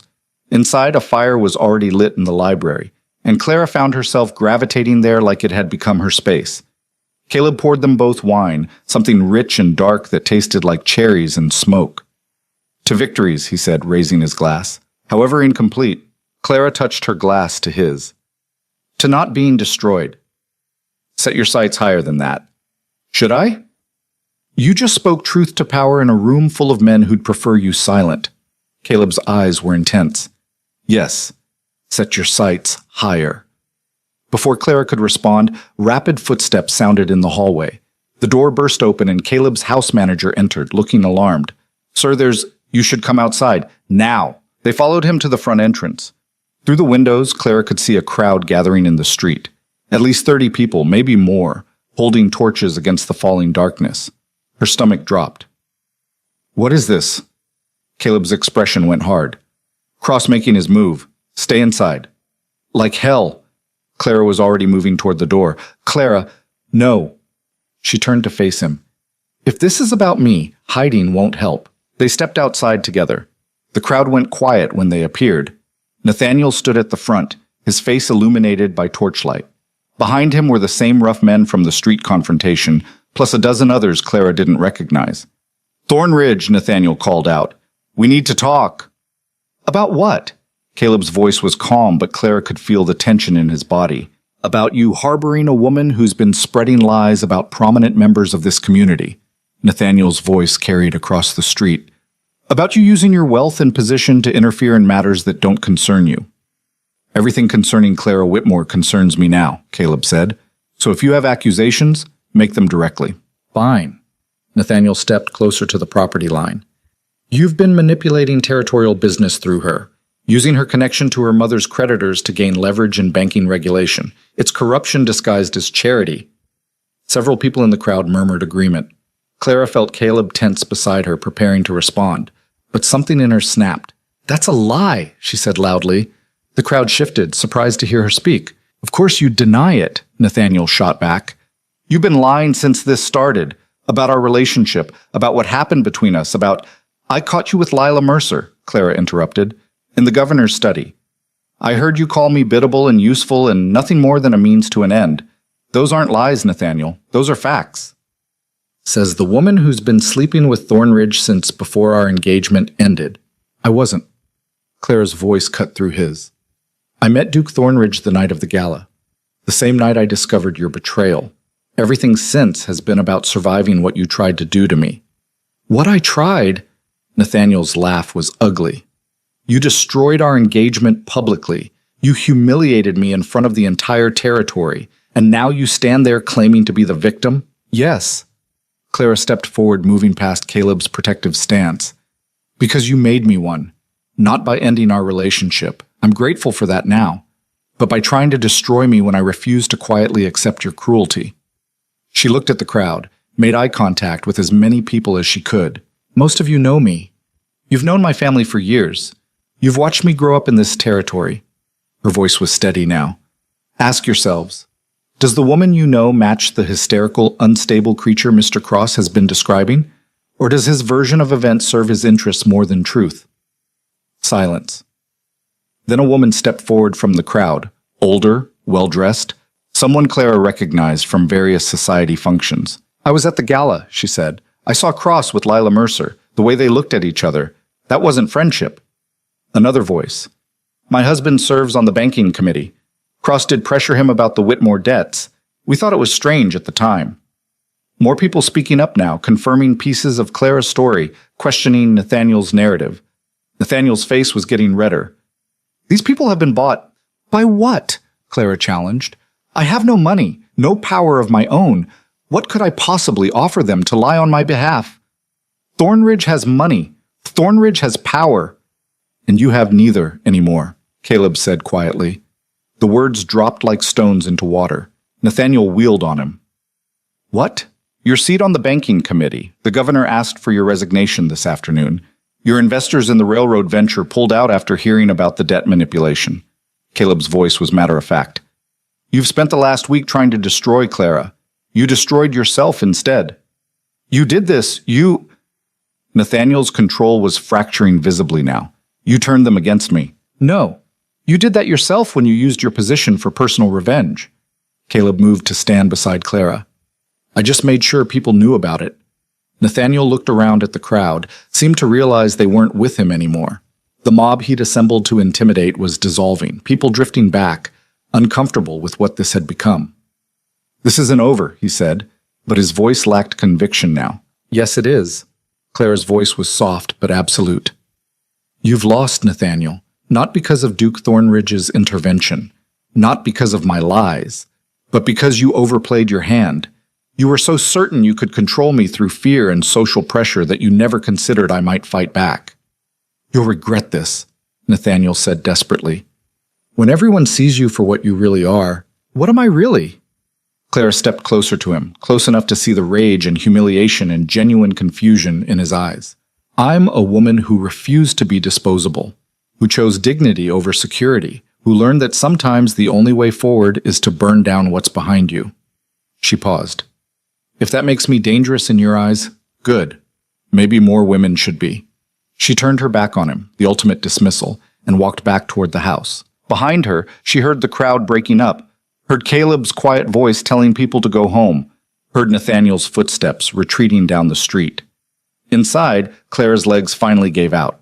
She sank into the nearest chair and pressed her hands to her face. That was either the bravest or stupidest thing I've ever seen, Caleb said, closing the door. Which do you think it was? Both. He knelt in front of her chair. Clara, look at me. She lowered her hands. You just faced down a mob, he said. You spoke truth in front of 36 witnesses when you could have stayed silent, and you did it without any guarantee that it would work. It almost didn't work. But it did.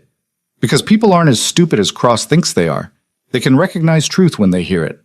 He took her hands. You won. For now, Clara said. Until he finds another angle, another way to... He won't. Caleb's voice was certain. I've been watching him since you spoke. He's broken. His reputation is shattered. His political connections are withdrawing. And he's lost the one thing he valued most, control over the narrative. So what happens to him? He'll leave. Probably go back east, try to rebuild somewhere people haven't heard about his humiliation here. Caleb squeezed her hands. But that's not your concern anymore. You're done with Nathaniel Cross. Clara wanted to believe that. But years of fear and careful calculation weren't erased in a single confrontation. What if I'm not? She whispered. Done with him. What if I never stop looking over my shoulder, waiting for him to strike back? Then I'll be there too, looking over your shoulder, waiting with you. Caleb's eyes were steady.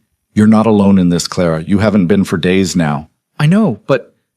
She stopped, struggling with words. What if I'm not strong enough to sustain this?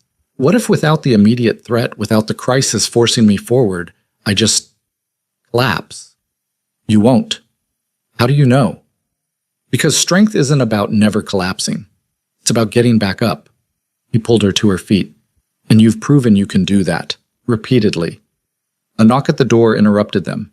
Caleb's house manager again, looking apologetic. Sir, there's a Miss Whitmore here to see Clara, her sister. Clara's heart jumped. Emma's here? Should I? Yes. Please, send her in. Emma Whitmore burst through the door moments later and threw herself at Clara, wrapping her in a fierce hug. You're all right, Emma breathed. I heard about the crowd, about Cross coming here, and I was so worried. I'm fine. Clara hugged her sister back, feeling tension she hadn't known she was carrying finally ease. I'm all right. Emma pulled back, studying Clara's face.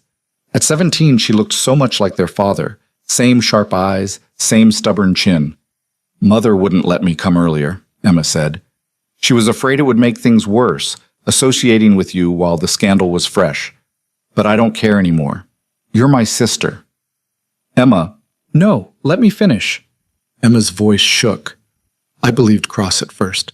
When he came to the house, when he told Mother you'd gone mad with jealousy, I thought I was stupid enough to think he might be telling the truth. But then I heard what he said about you at the assembly, how he tried to manipulate your creditors, and I realized he'd been lying all along. Clara felt tears pricking her eyes. You didn't have to come. Yes, I did. Emma gripped Clara's hands. Because you stood up to him.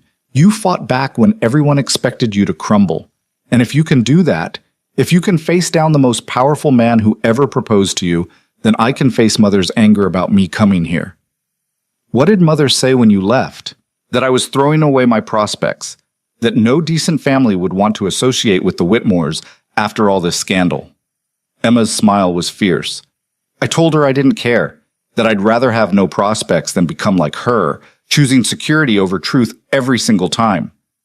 Clara pulled her sister into another hug, this one tighter. You're braver than I was at 17. I'm braver because you showed me how. Emma's voice was muffled against Clara's shoulder. You're the one who walked away first.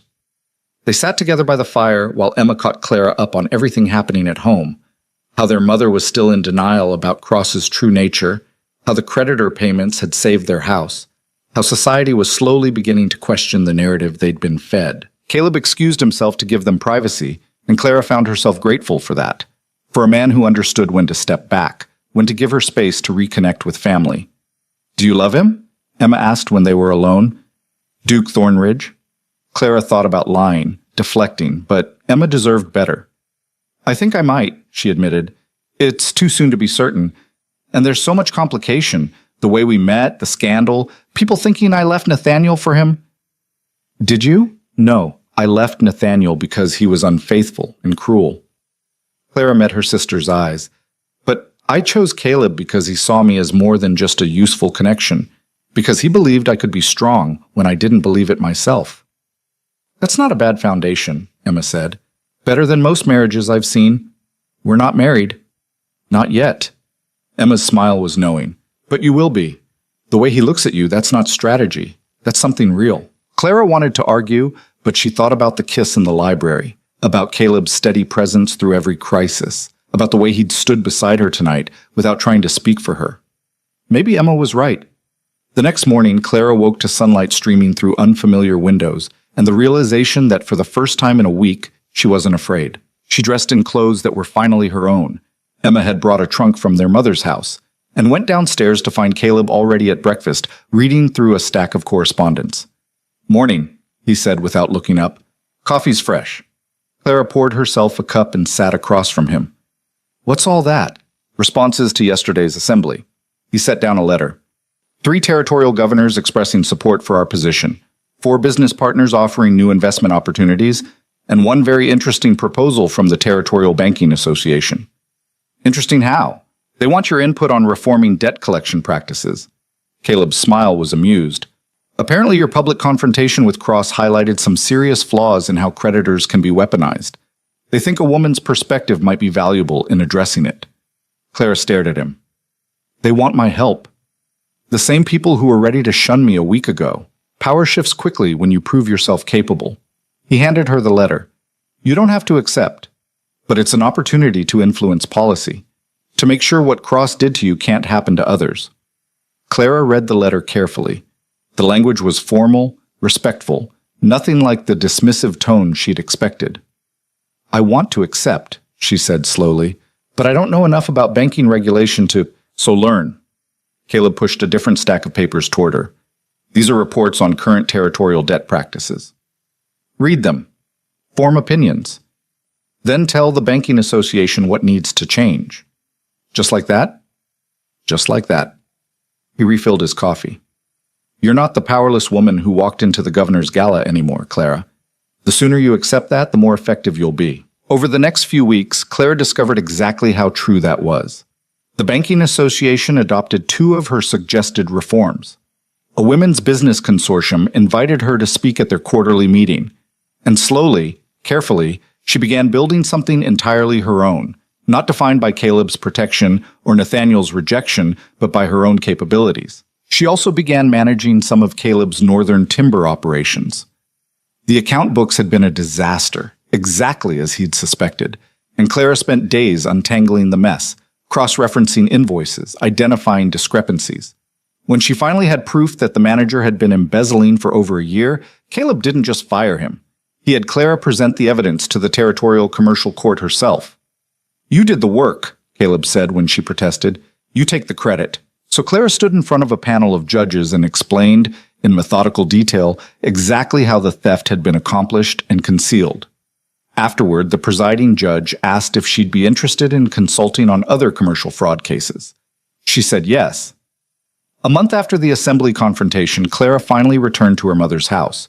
She found it smaller than she remembered, or maybe she'd just grown larger, less willing to make herself fit into spaces designed to contain her. Her mother was in the sitting room doing needlework with mechanical precision. Clara, she said when Clara entered, you look well. I am well. They sat in awkward silence for a moment. Then her mother set down her needlework. I was wrong, she said abruptly. About Mr. Cross. About your engagement. About... She stopped, struggling. About believing his version of events over yours. It wasn't a full apology. Probably never would be. But it was more than Clara had expected. Thank you for saying that, Clara said quietly. Your sister speaks very highly of Duke Thornridge. Her mother's voice was carefully neutral. She seems to think the 2 of you are quite serious. We are. And his intentions? Clara thought about the question, about what it really meant, whether Caleb planned to marry her, whether this arrangement would become permanent. His intentions are to treat me as an equal partner in both business and life, Clara said. That's more than I ever expected from Nathaniel. Her mother's expression flickered, something that might have been regret or recognition. Perhaps I taught you to expect too little. Perhaps. But you learned to expect more anyway. Her mother picked up her needlework again. I suppose that's worth something. It wasn't reconciliation, but it was a start. That evening, Clara and Caleb attended the territorial governor's annual winter ball, the same venue where everything had started, but utterly transformed by context. This time, when Clara entered on Caleb's arm, people didn't whisper about scandal. They nodded in respect. Women who'd previously shunned her approached to discuss business opportunities. Men who'd dismissed her sought her opinion on commercial matters. And Nathaniel Cross was nowhere to be seen. I heard he left for Philadelphia, someone mentioned in passing, going to try his luck in banking back east. Clara felt nothing at the news. Not satisfaction, not vindication, just a distant acknowledgement that a chapter had closed. They danced, properly this time, without the weight of impending crisis. Just 2 people moving together to music, comfortable in each other's space. You're quiet, Caleb observed. I'm thinking. About? About how different this is from last time. How much has changed in 6 weeks. Do you regret any of it? Clara considered the question seriously. The pain, the fear, the night spent wondering if she destroyed everything for nothing. No, she said finally. I regret what Nathaniel did, what Lila did. But I don't regret leaving. I don't regret choosing to fight. And I don't regret you. Caleb's arms tightened around her. Good. Because I have something to ask you. Clara's heart started beating faster. What? He guided her off the dance floor, out to the same terrace where he'd first offered her a lifeline. The night air was cold but clear, stars scattered across the sky like diamonds. "I told you this started as strategy," Caleb said. "Protection and resources in exchange for your company, a way to rebuild your reputation while undermining Cross. I remember. It's not strategy anymore." He turned to face her fully. "Somewhere between that first dance and watching you dismantle Cross in front of the assembly, this became real for me. You became—" He stopped, seemed to struggle with words in a way Clara had never seen from him. "You became the most important thing." Clara's breath caught. "Caleb, let me finish." He took her hands. "I'm not asking you to marry me. Not yet. You've spent too long being pressured into commitments you weren't ready for. But I'm asking for your permission to court you properly, not for show, not for strategy, because I want a future with you in it, as my partner, my equal, and eventually, if you'll have me, my wife." Tears pricked Clara's eyes. "That's the second best proposal I've ever heard." "Second best? The best one will be when you actually ask me to marry you." She smiled through the tears. "But this is a close second." Caleb laughed, genuine, unguarded, and pulled her into a kiss that felt like promise and possibility and choosing each other over and over again. When they finally broke apart, Clara rested her forehead against his. "Yes," she said softly. "Court me properly. Build a future with me. And when you're ready to ask the real question, I'll say yes to that too." "You're certain?" "I've never been more certain of anything."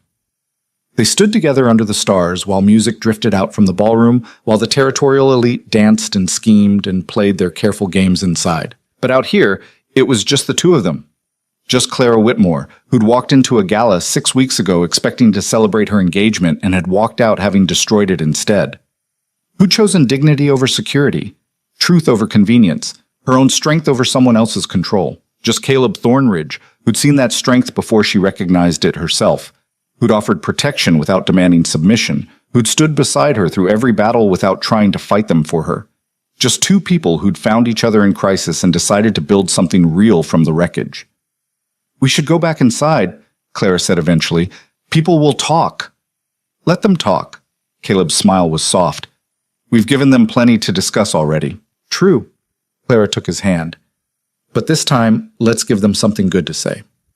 They walked back into the ballroom together, not as scandal, not as strategy, but as partners, as equals, as two people who'd learned that sometimes the only way to find yourself is to lose everything you thought defined you. The orchestra was playing a waltz. Couples swirled across the floor in careful formations, following rules that had been set long before any of them were born. But Clara had learned something in these past weeks, that rules were only as powerful as your willingness to follow them. That strength came from choosing yourself even when the cost seemed impossible.